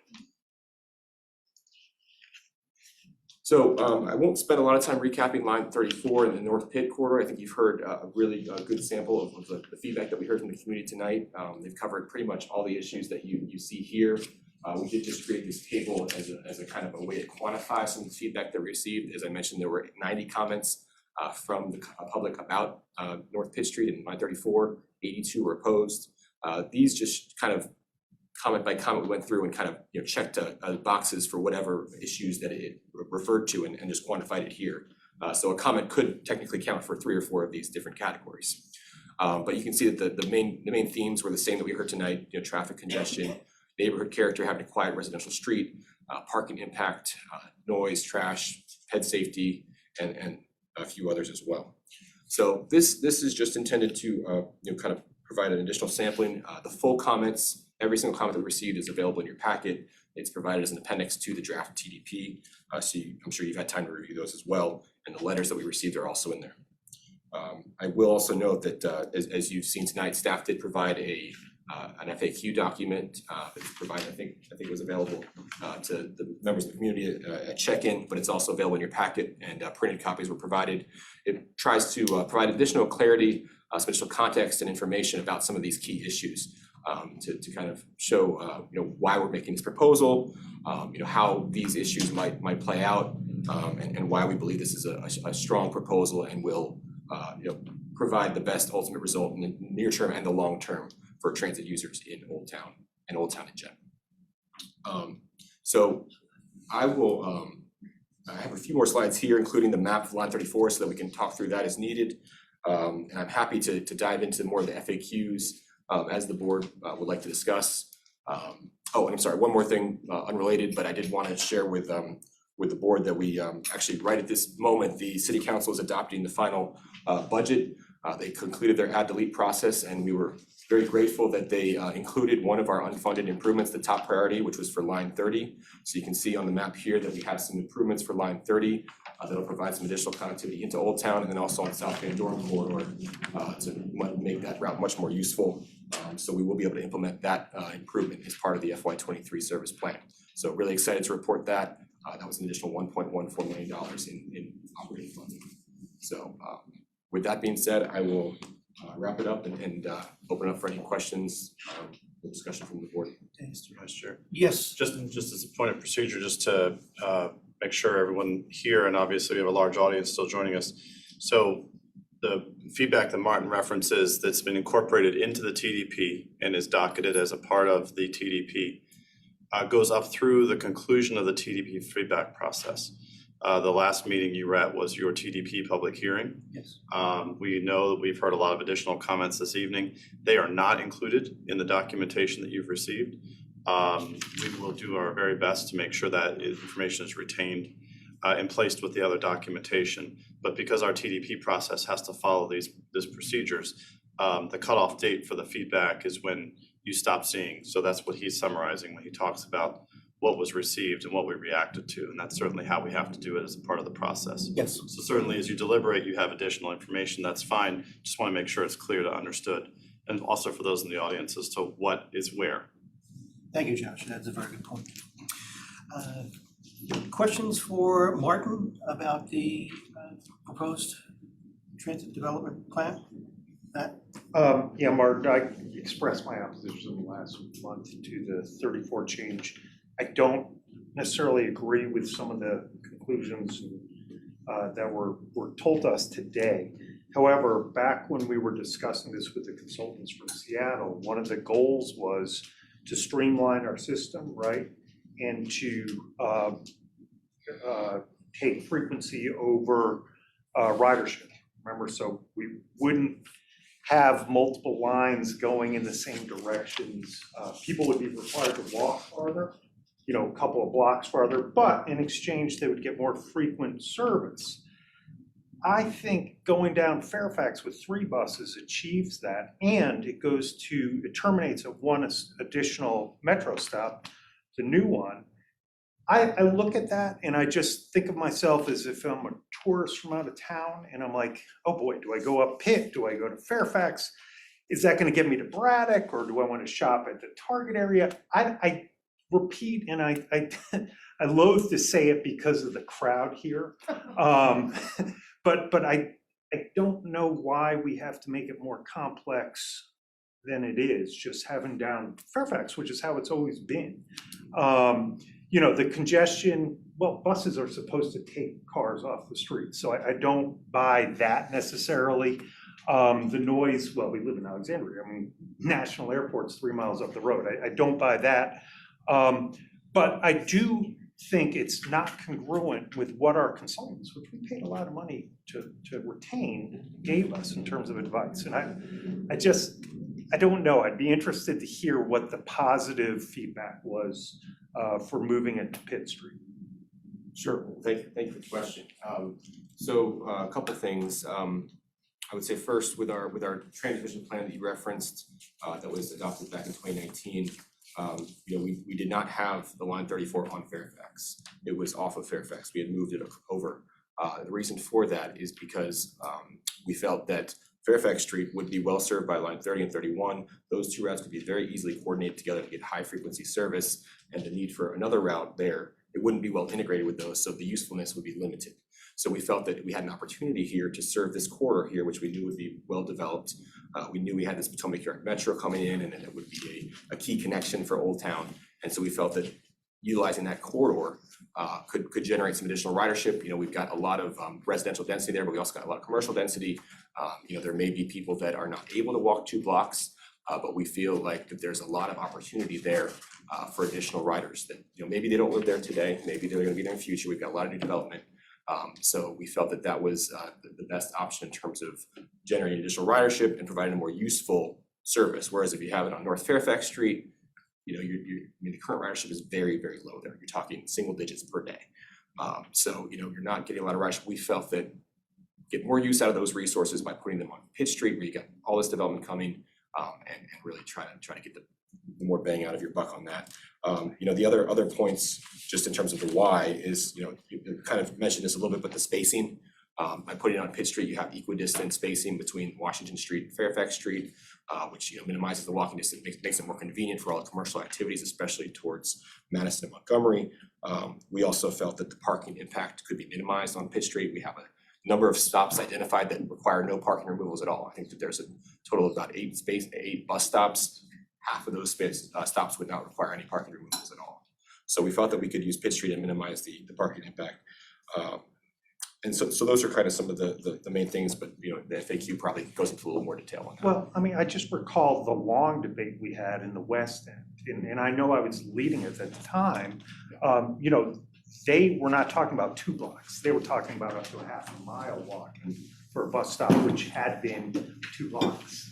And I think in terms of equity, we're, if you will, providing better service here than out in the West End, where there's probably more of a need for closer, more ridership growth type of system than here. It just, you know, this is a tiny area in comparison on scale to the rest of the community, with just an excessive amount of coverage that the rest of the city doesn't get, and they're paying taxes as well. So, you know, I don't know. You know my opinions, and I will let the rest of the board speak, but thank you. Other members, questions for Martin?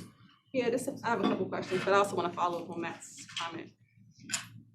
Providing service on this road here, on this route, proposed route, it doesn't take away service from the West End, correct? Right. So that's like kind of that's a separate discussion that we can have at another time, you know, whether or not to add more service. So if the line, so we're rerouting the line from its existing location to a new location, is there a process for evaluating whether or not the alignment is successful? And if not, changing that? Or once, like, what's the process for evaluating if it's working and then making changes and adapting if it's not successful? Sure, thank you for the question. You know, there's not a built-in process, but obviously with any change we make, like the new network, obviously huge change, we're very closely monitoring ridership as a main impact, but also other factors like, you know, on-time performance, impact on the community, things like that, accessibility to service. So, you know, we would, if we were to implement this, we would certainly monitor it afterwards to see, you know, if the ridership that we hope to materialize would materialize. You know, I will warn you that it often takes, you know, 18 months or so for a route to reach maturity in terms of ridership, where people kind of adjust their habits to that new service. And then, you know, with the new Potomac Metro, you know, obviously there's going to be perhaps additional periods as well. So, you know, I would expect there'd be kind of a glide path upward in terms of the ridership. But we would certainly want to look at the ridership, and then we would have our annual TDP process every year going forward. So if we felt that, you know, a year or two from now, you know, we wouldn't want to do that, wouldn't want to add service and then take it away, you know, so soon afterwards. But we do have this built-in annual process to reevaluate our service and to make adjustments as needed, because TDP is not just about service proposals, it's also about looking at our existing service. Chapter 4 is all about evaluation. So we would be able to evaluate. We could even have a section. You actually have a section about Seminary Road. We had a long discussion 2 or 3 years ago about Seminary Road and the service there. We have a section in the TDP each year that evaluates Seminary Road ridership. So, you know, we could do something similar like that if we need to. I think my thoughts are, one, Alexandria is urban, and I think the more transit we have, the better. And making this new connection to the future Potomac Yard Metro is the right thing to do, given the investment that the city has made for transit at Potomac Yard Metro Station.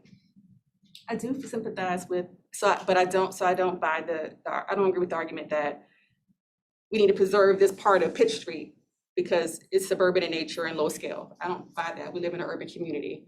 I do sympathize with the parking concerns that the neighbors have, and I understand what it's like to live in a community and to have to fight for parking, again, being part of our urban community. The FAQs say that you anticipate no more than 1 space per block being lost for the realignment, but I know that has to go through the Traffic and Parking Board to actually determine if that will be the right number. Is there, if someone wanted to support this, is there any commitment that staff could give that it wouldn't be more than 1 space per block if this alignment is approved, or is it too early in the process for staff to commit to that 1 space per block?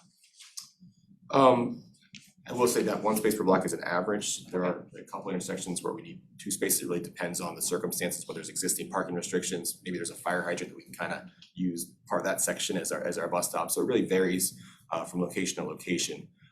You know, there's no intersection where there would be more than 2 spaces needed in both total between the 2 directions.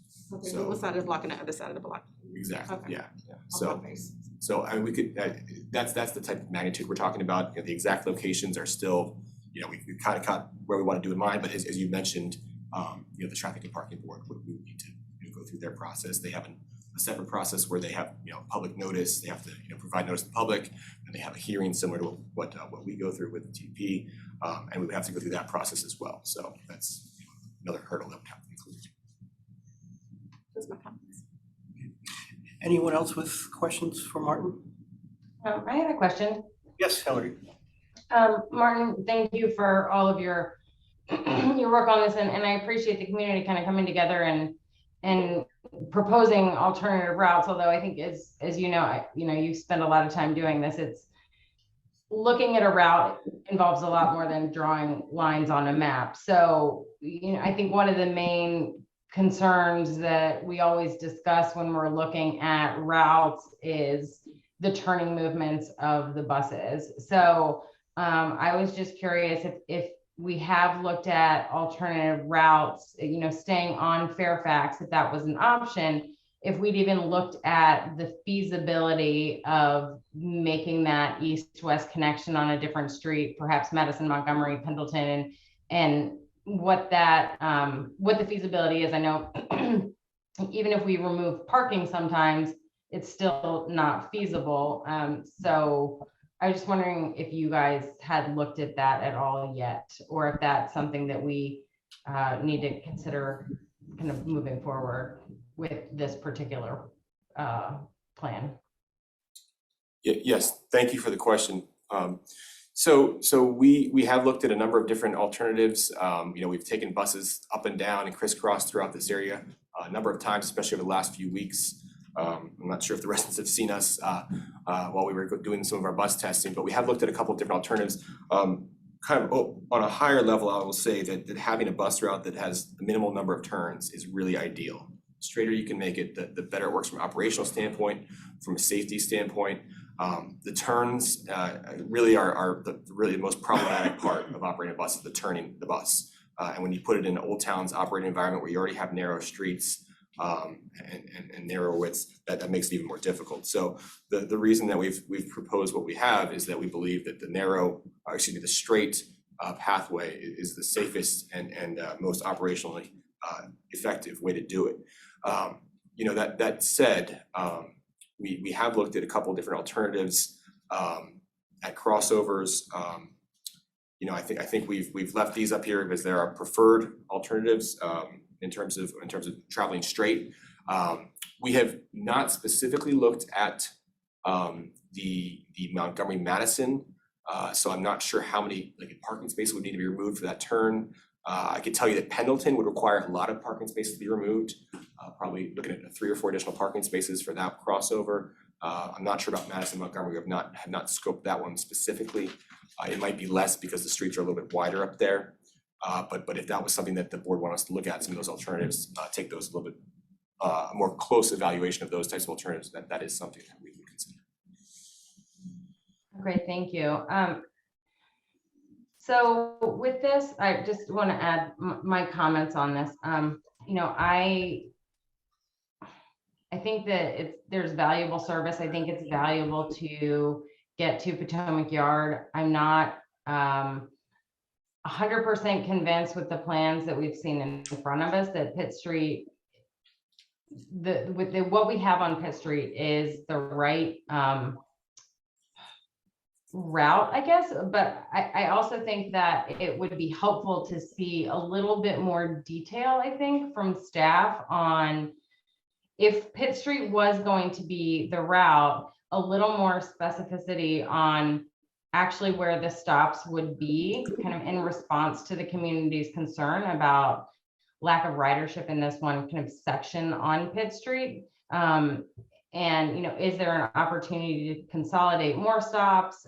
You know, I think last month we saw a map that had kind of all the potential stops because you wanted to be really transparent about where there might be stops. And, but is it possible to take a little bit of a deeper dive and say, okay, here's where we really would do them, and here's the actual number of parking spaces on each block? Because I think with the residents, the concern, it's not an average, it's more of a what's happening specifically on their block, and how many spaces would they be losing? So I would probably be inclined to support thinking about this for a little bit longer and getting a little more detail from you all on, one, what would Pitt Street look like if we kept the route on Pitt Street, and how could we address some of the concerns? And then two, if we looked at extending on Fairfax, is that even feasible to look at a different east-west kind of connection to cut back over to Pitt and then in the northern section, and what would that impact be? Because I think we need to understand that too, right? It's not just, I understand that residents from the Pitt Street area are here, but that's because we are not looking at bus routes on other streets. And we want to make sure that those, we're not just pushing a perceived problem from one street to another street and not talking to the residents there. So that's just what I've been thinking about. So I will let other board members comment. Thank you, Hillary. Any other members have questions of Martin? No, I would agree with Hillary's comment about having more time to see like specifically where the stops would be, and if there are any alternatives that you could like possibly come to propose to us to look at, because we don't want to just move it to another street and have the same like comments come at us. That's not productive. And to Matt's point, you guys did spend a lot of money on consultants to the ATV plan. So why wasn't this like addressed during that time, or presented at that time? I'm not sure if that was the case. So I would like to like wait more and to have more time. Okay, do we have a specific task for Martin and the rest of the team to bring an additional data set back to us that we can present to him at this point, other than Hillary's specific comments? Mr. Chair, two things. Can we approve the TDP process without addressing line 34 right now? So table that. And then incorporate Hillary's directives, which I also agree with, back to staff to come back to us at a later date with both where the stops would be to address the concerns of the neighbors and to look at alternatives going east-west. I do believe we do have that option. Joshua, if Chair Kaplan would like to share a thought on this, but I believe we do have the ability to, let's say, break out the 34 issues and move forward with the TDP, balance of the TDP. Is that accurate? Sure, yeah, so thank you, Mr. Vice Chair. Procedurally, again, the TDP and the budget have to be adopted at the June meeting. The board can certainly defer movement on the TDP this evening if that is the desire of the board. Couple of things related to the TDP itself as the board's role. Obviously, the TDP is a planning document that guides the actions of the staff and the organization. The board may make changes to that as you so see fit. What I would potentially offer in a situation such as this would be for Martin and his team to maybe consider bringing back 2 or 3 variant options. I respect and appreciate the work that the public and the community has put into researching and providing us with a lot of information. With that said, we can't act on information that's happening outside of our walls. We're operating the system, so we need to be able to digest that, understand that, and I would, as general manager, feel most comfortable with the board being able to see our team's alternatives in reaction to the information that's been provided, the testimony that's been provided. Should the board like to see that? And it's the prerogative of the board to do so. You can adopt the TDP and essentially remove a provision of it. The problem with that is that it's a puzzle, right? It's a system. And what happens here on North Pitt Street may only seem like it's affecting what's happening on North Pitt Street, but it ties into everything else that's going on within the system. So as a network as a whole, I think in my role, I would like to make sure that the board fully understands if there are any network related impacts. Because again, much of this process that the team has done, the board has been involved in for many years now. This is, from the ATV and now the new Dash network. is thinking about things as a system as a whole. And to your point, metrics and standards and those kinds of things. So if you're not taking action this evening, which is certainly an acceptable and reasonable thing to do, we would like to have as much information as we can of what the board would like to see from staff, and to be able to come back with alternatives. With that said, we can't not have something in June. So one of those alternatives might be, I might offer to pull this segment out and make sure we identify if this segment can be deferred outside of the TDP, if that is in fact the case of something that we would need to consider. Again, it's hard to know, and part of these meetings, the important thing for the board is to understand what are the perspectives of the individual members and the consensus as a whole of what's needed in order to move forward. So I'm hopeful that that answers your question and helps a little bit, but essentially you can adopt a TDP and strike things from it. That's a little bit challenging though for staff because it kind of messes with the TDP as a whole. Instead, I might offer that it would be ideal for Martin and his team to write alternatives. And maybe the board can articulate what specifically you'd like to see addressed in those alternatives to bring back. Well, and that's helpful, but to understand that it's under a system, we would want to see, or at least I would want to see, what the impact of keeping it on Fairfax, going up to Potomac would have on the rest of the system, right? Like, what's the negative impact going to be if we don't have it running up North Pitt? Sure. And that shouldn't be that difficult, I don't think. So I guess the answer to the question is yes, you can, but since it's not a standalone operation, I defer to Josh's I don't think judgment, we'll yeah. really be gaining anything No. by taking action on everything with the exception of line 34. Chair Kaplan, did you have any feedback for us on this? I really appreciate the discussion, and for those residents who are still here, I think the constructiveness tonight of trying to engage and finding a solution. I was a little discouraged in some of the earlier conversation we had at sort of the beginning of this process that there was sort of this acknowledgement that we can't run on this street, and but yet Dash for 38 years has operated on streets within Old Town very similar to North Pitt, including South Royal. We've operated on Franklin, Gibbon, North Royal until the network redesign, and so I appreciate acknowledging that North Pitt, at least on the northern end of it, is changing, and that there is value in what we do in providing this connection. And to kind of Matt's observation, I know Matt, you were with us through the ATV process and the consultants. This was a consultant recommendation in the network redesign that had come out of it, and I think the reason was acknowledging the redevelopment and giving people moving that part, particularly in the north part of that street, options to get around, and recognizing that people will take buses based upon the proximity and convenience to their home. So this was something very much that was endorsed by that team in terms of providing a really solid network, and as Martin explained, decoupling 34 from 30 and 31, which operate differently as the Old Town Circulator.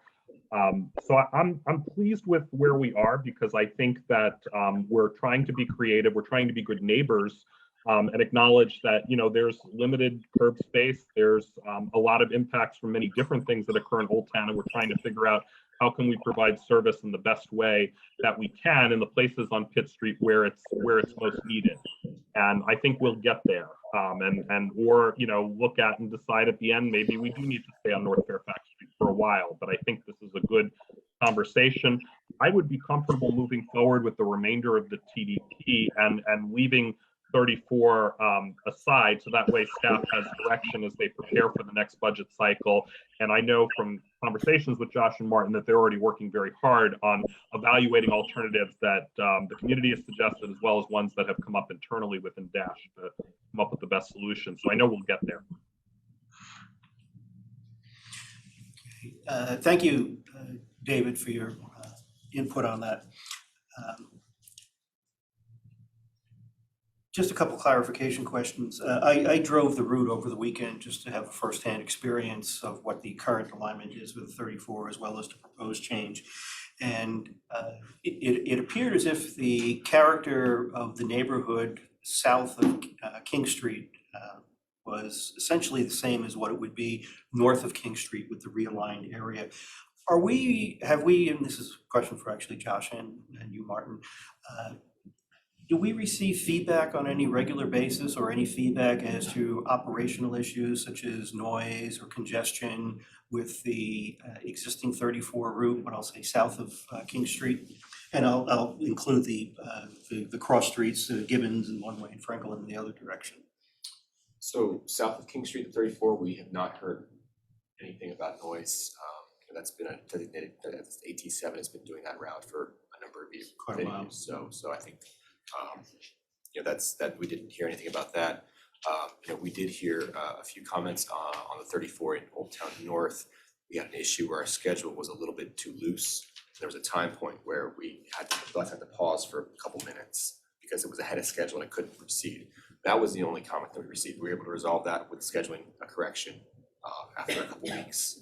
And so, but that was the only feedback we got in terms of, disturbing noise. Okay, this is an important consideration because I would think that the same type of community involvement or community concern south of King would be similar to that we would expect north of King, right, given the operational issues here. And I know Hillary raised the operational question, which I had as well from a safety perspective.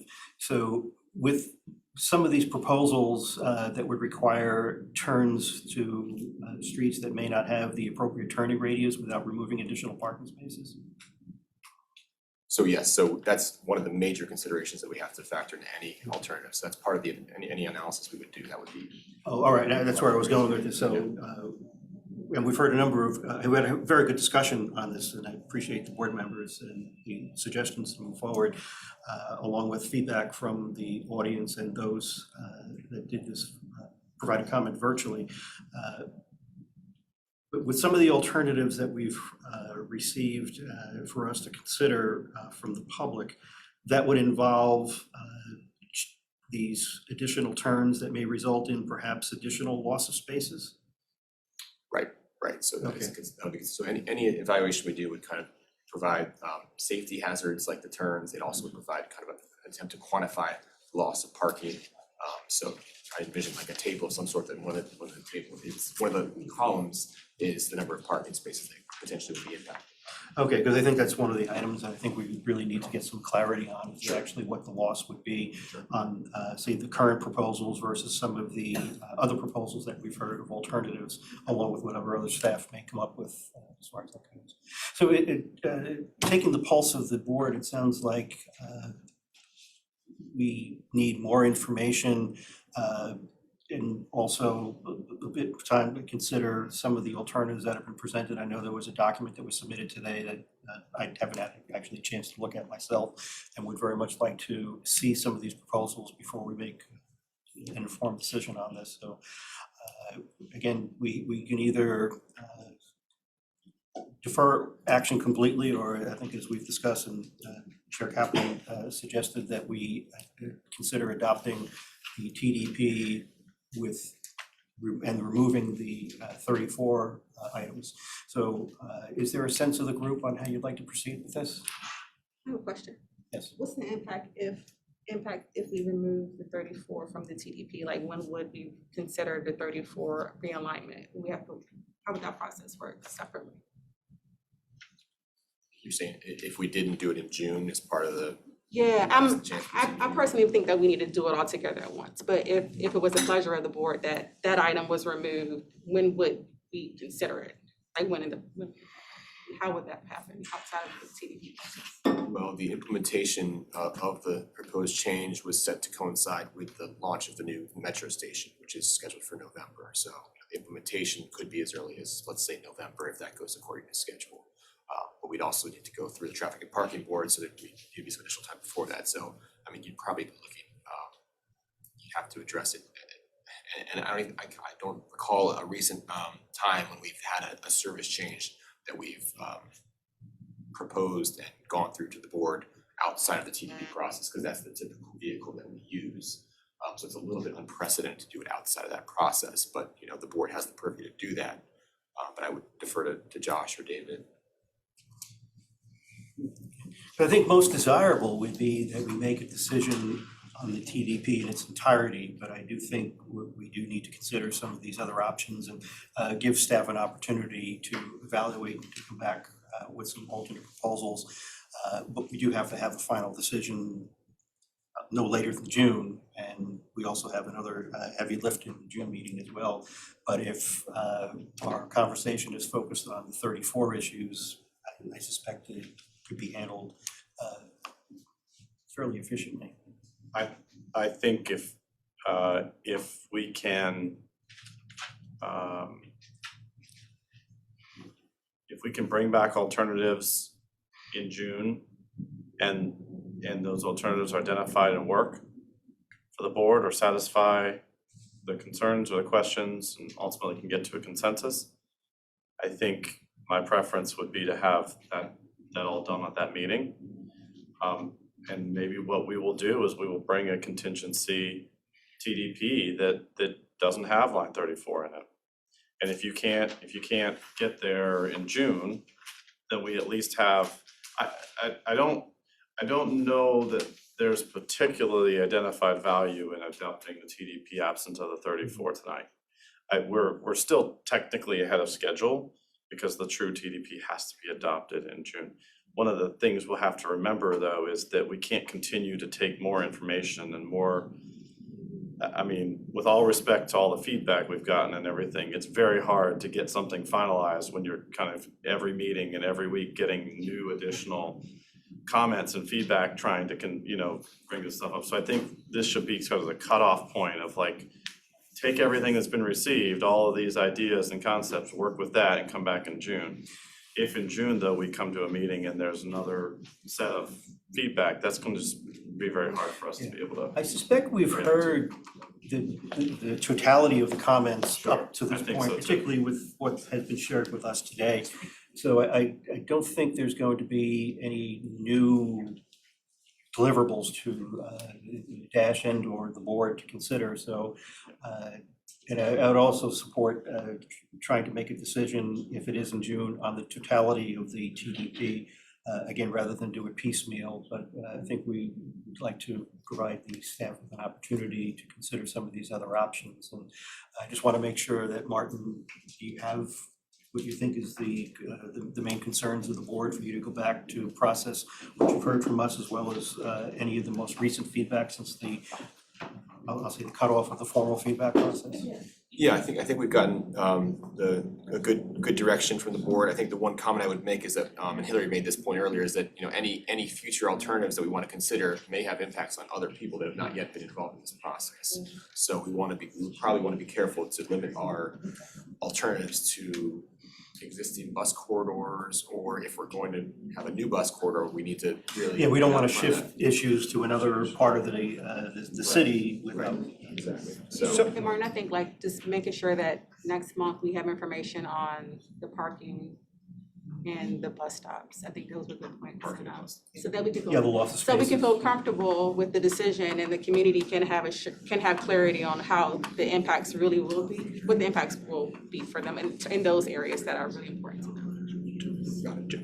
Josh, you mentioned, going forward without 34. I do not advocate going forward at all without some route going up to the new metro stop.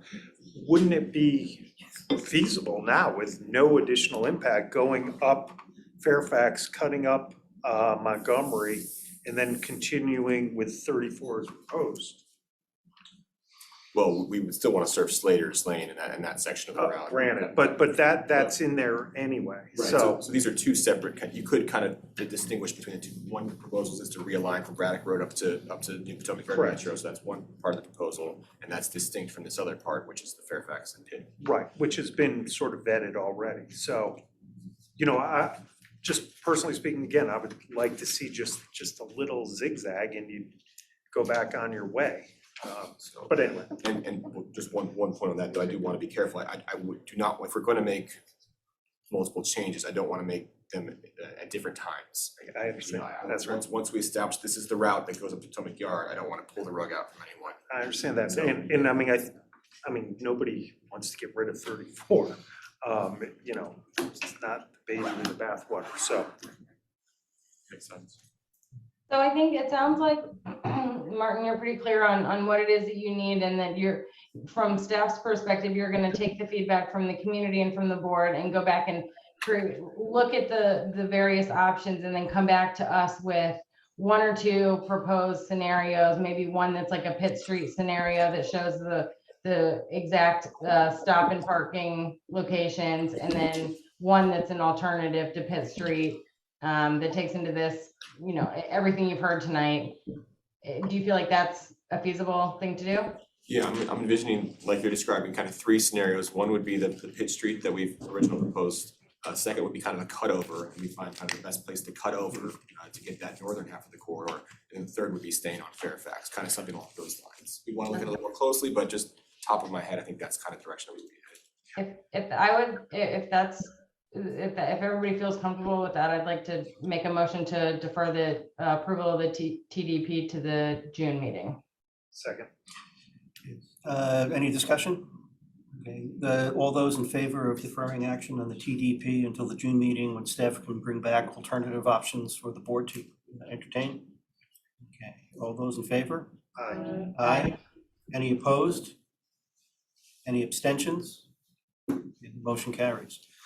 Martin, thank you very much for the presentation and the work that you're doing in trying to bring to closure of our transportation development program. The next item on the agenda is the general manager's report. Want to allow a moment for Yes, we'll take a sort of a 2-minute recess. a 2-minute recess since people are going to be leaving anyway. Thank you very much. Thank you for everyone who made comments tonight. That's okay.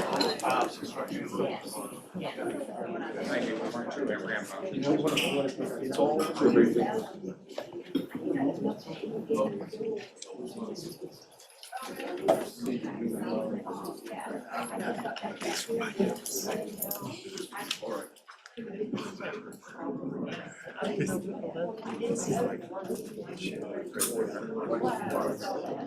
so that we can continue our meeting, if those who would like to continue a conversation with you, mind going out into the hallway.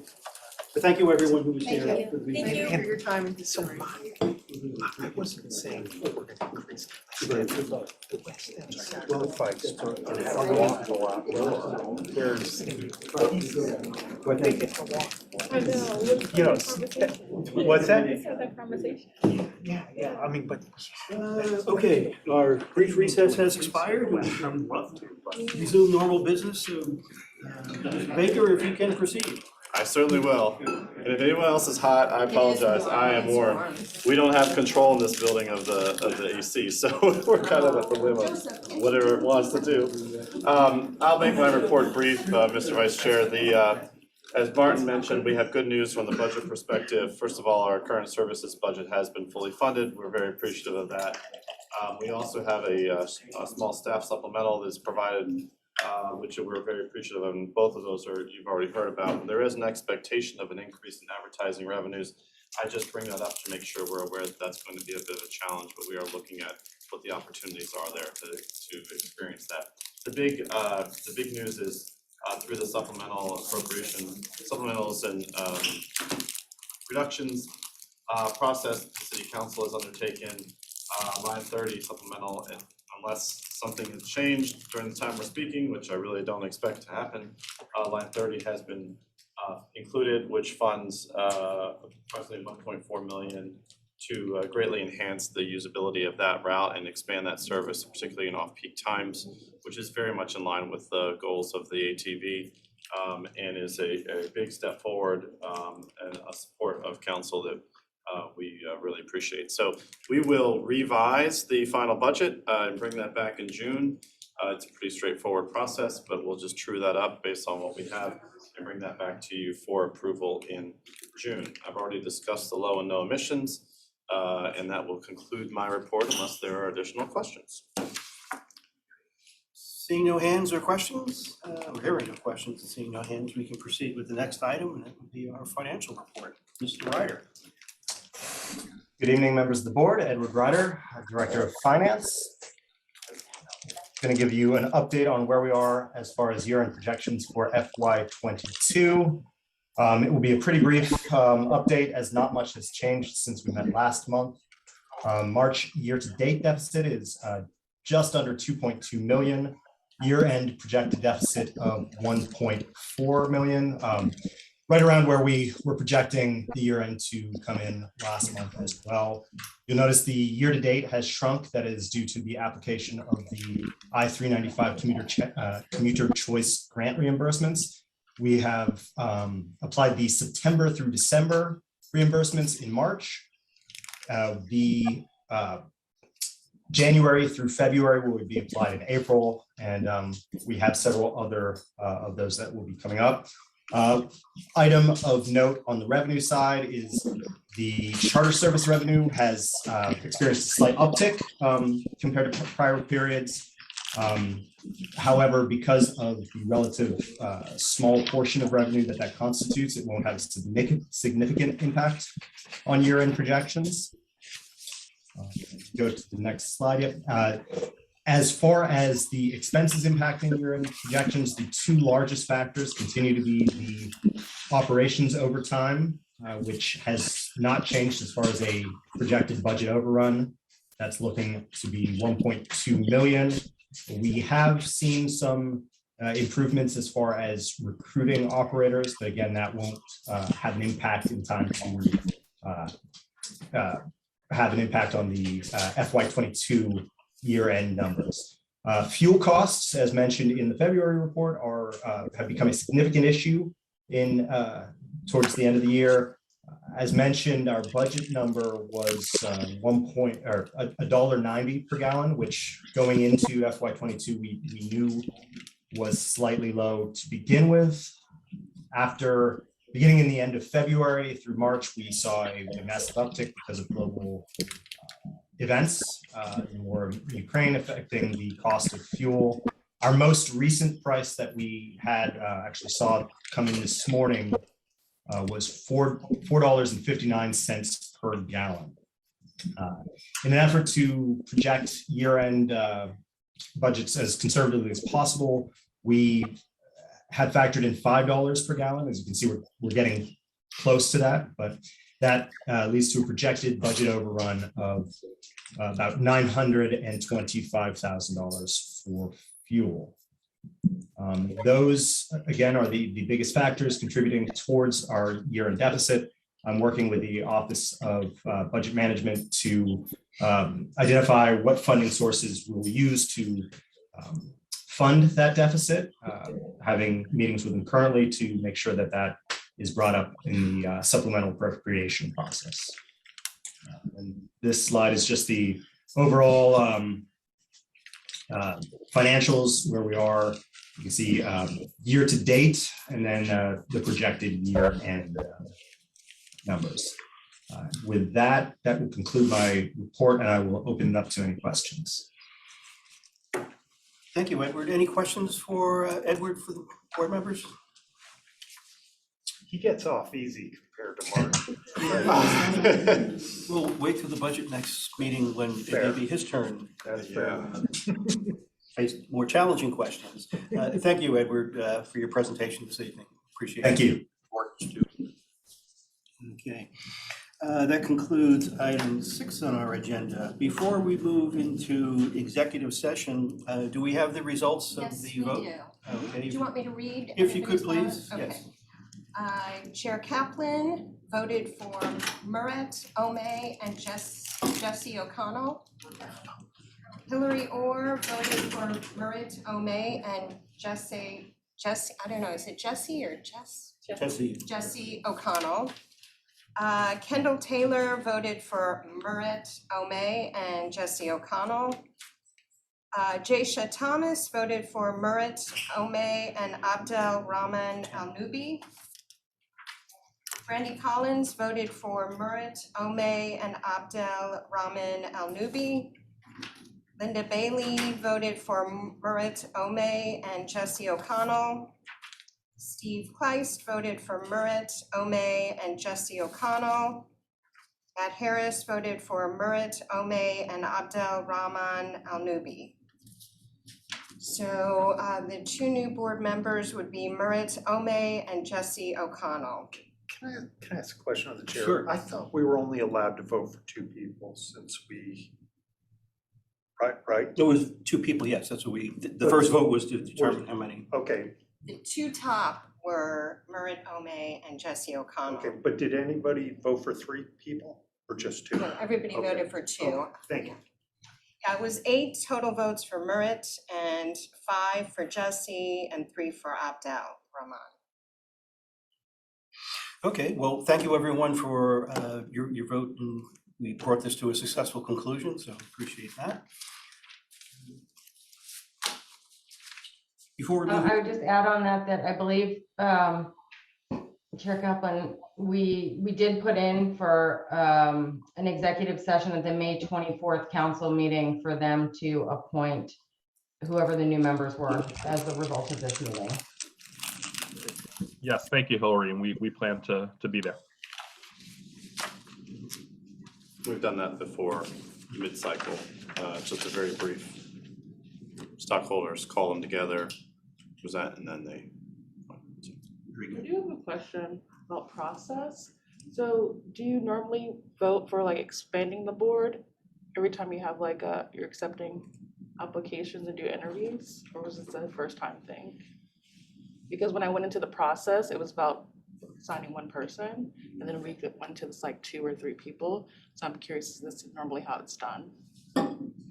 In my time here, this is that would be the first time that it's been done. Several years ago, well, I don't even know, it was several years ago, the board was expanded Direction from of city council. right, from 9 to 11 members. The bylaws state that the board shall be no less than 9 and no more than 11. The bylaws do not designate, though, a requirement within that spectrum to specifically meet a certain number. So I think this process is just based on having more, multiple candidates, I think. Because the number had decreased, and then we had a number of people leave, so we were trying to bring it up to at least to the minimum. And then at the last meeting, we discussed the idea of expanding the board in that we had an upper limit of 11 based on the bylaws. And so we agreed, we were trying to get a feel for the consensus of the board, which was the first vote, how many additional members we would elect to bring on, and then that drove the formal written vote for the additional members. Right, but as I said, I went to the process saying there's one board vacancy, then it became like there's 2, there's 3. And so I think moving forward, that it should be clear from the beginning how things are going to be and how many seats we're going to fill. Not something that's just like made up after things have been done, because the way I voted was because we don't have Far West End representation on this board currently. We don't have an Arabic speaker or a Amharic speaker on this board. It does not reflect the diversity of our city. And so if we wanted to re-advertise and fill the second position, I think that's what we should have done instead of like putting 2 people. I agree. That's just my opinion. Yeah, I agree. I agree think too. we need more, and also I think it'll be helpful for us to think about what's missing, like which perspectives are missing on the board, and then like engage those communities. Like having someone who's connected to the schools would be an interesting, perspective to have on the board. I'm new, so I'm still learning. Well, but- and I also think that's why, and I know we voted to have 3 new people on, Right. just for that reason. Because it was changed at the last Right, minute. because the more diversity the better, and made this.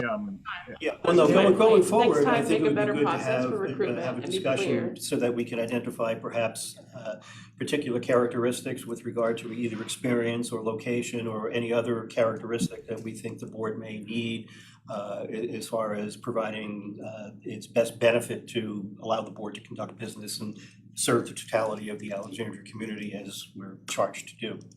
But no, I think I appreciate the comment. Yeah, just be clear, it's one vacancy or we're filling 2 at the beginning of a process. Don't change it in the middle of it, that's all my point. Yeah, I think, That's exactly right. not that I have all the details on how it morphed from a decision to replace, one individual or, as the case was,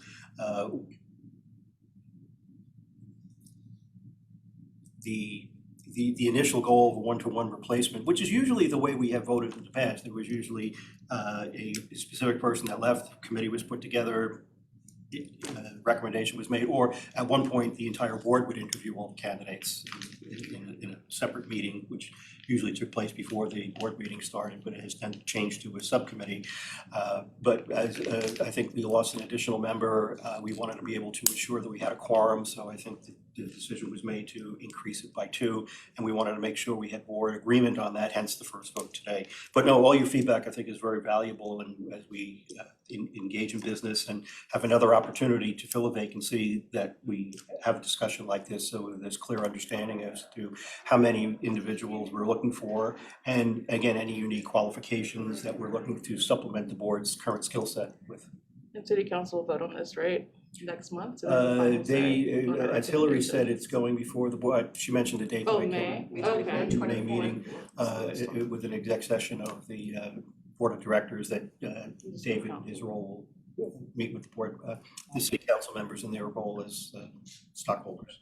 I mean, there's nothing to say we can't get another board member on whenever we want, because we're not at 11 right now. That's true, up to and including 11. So do you want to move to add another board We member? already voted. I'd rather, like, Kendall's not here right now. She's in city hall. I think that'd be unfair to her. And Hillary, well, she's on fine, but Or, I mean, just think about it for next month. for or, next you month, know. yeah. I just want the process to be better. I didn't like. I'm sorry, Jason, I didn't want to, I didn't want to interrupt you, but are you?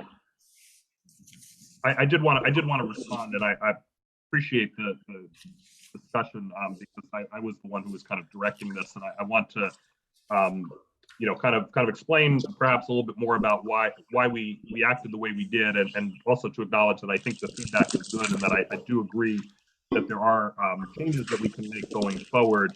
This is the first time, I think, as Steve mentioned, that we have had a recruitment where the number of board members wasn't fixed at exactly this number, because when council in 2020 directed us to add 2 new members, they said recruit 2 new members, but in the future, your board size can be between 9 and 11. And this is the first time we've recruited since we got to 11. I have been on this board when it was 7 members. I've been on this board when it was 9 members and 11 members. And I had felt from an organizational standpoint that it was easier to manage with a smaller number of people. And so that was kind of my aspiration, was that we would get back to 9, but be very conscious of how we dealt with underrepresentation in the community and all the different groups that we have to you know, consider, and all the considerations that come into what makes for an effective board. It then occurred to me as we sort of set out this, so we're just going to get back to 9, and we're going to kind of try to be there for a while. It occurred to me as we went along that this is a very labor-intensive process to do a recruitment, and I appreciate all the work that you, Steve, and Hillary put in, along with the staff, to manage this. That perhaps we'd be better off going a little bit higher to 10, and thus getting someone else, so we didn't have to go out and do this necessarily the next time we lost the board member. But then I realized it's not really my call. It's for all of us to decide how many people want to sit on this board. And so that's why I decided, you know what, we need to vote as a group and decide what size we want to be. And, you know, we got some direction in terms of the number of nominees. But I agree with you that we will go into the process next time having already decided how many recruitments we want to do, because I think that is necessary to be transparent. And I think that was really a function of this being the first time we were undertaking a new process. I still think just in terms of managing perspectives and keeping up with all of you, there's a number of times where I've had to call all of you because I've wanted to talk about issues, and it's a lot easier when there are fewer people to have to call and kind of consider opinions and kind of get to a consensus. But I think we all have a stake in what this board looks like and how it's composed. And so what I tried to do tonight was to honor that and get everybody's opinion and then move forward. But, you know, I think we'll make that decision from the outset next time. And I think I just add to, it is an intensive process. And I think something that we had done last time that we didn't do this time was that the nominating committee really kind of had an opportunity to say, here is succinctly, rather than like watch this 2-hour video, because I know people don't have a lot of time, but here's why we kind of rank these people in the order that we did, and here's what we think they bring to the board and where they fill gaps that the board is missing. And so that was a conversation we had previously had, and this time we didn't really do it because we, you know, put the whole video forward so you could see that conversation. But perhaps we should have done, you know, some sort of report back to you all about, you know, the committee's rationale for, you know, what we thought about each candidate and the role we thought that they would do a good job filling. So just throwing that out there. Didn't do that this time. I mean, I thought the report that the committee produced was adequate for me to make a decision in terms of who I supported. But you're saying that you want to basically say, you know, not just here's a summary of their qualifications, but here's basically what that special skill is that made this person 1, 2 versus 3. Well, we didn't really do it. We just didn't go over it at the meeting because last time we just kind of said, we're going to send you the video and you can evaluate people on your own, versus the committee having a conversation with the board about what we thought about the candidates. Okay. Yeah, and part of what's last month, we had a lot of absences. So I was reluctant to kind of do that and then have board members who wouldn't be able to kind of participate in that. So, Yep. But yeah, no, I think that's valid. No, I think all this was good discussion, and the next time we move forward with a potential board candidate, we'll be able to include all of what we heard today. And like any good process, it changes and gets better over time. So again, the next one will be a far more effective process than what we have used at this point. So, okay. Before we move into executive session, I would like to announce that the next meeting of the dashboard will take place on June 8th of 2022. And do I have a motion to move into executive session? Yes, Mr. Chair. I, Matt Harris, hereby move that the Alexandria Transit Company Board of Directors convene an executive session for the purpose of discussing legal and personnel matters pursuant to section 2.2-3711, paren A1, close paren of the Code of Virginia. Do we have a second? Second. All in favor? Aye. Aye. Opposed? Abstain? Okay. Sorry, Brandy, you seconded? Yes. We're now moving to executive session. I know you need to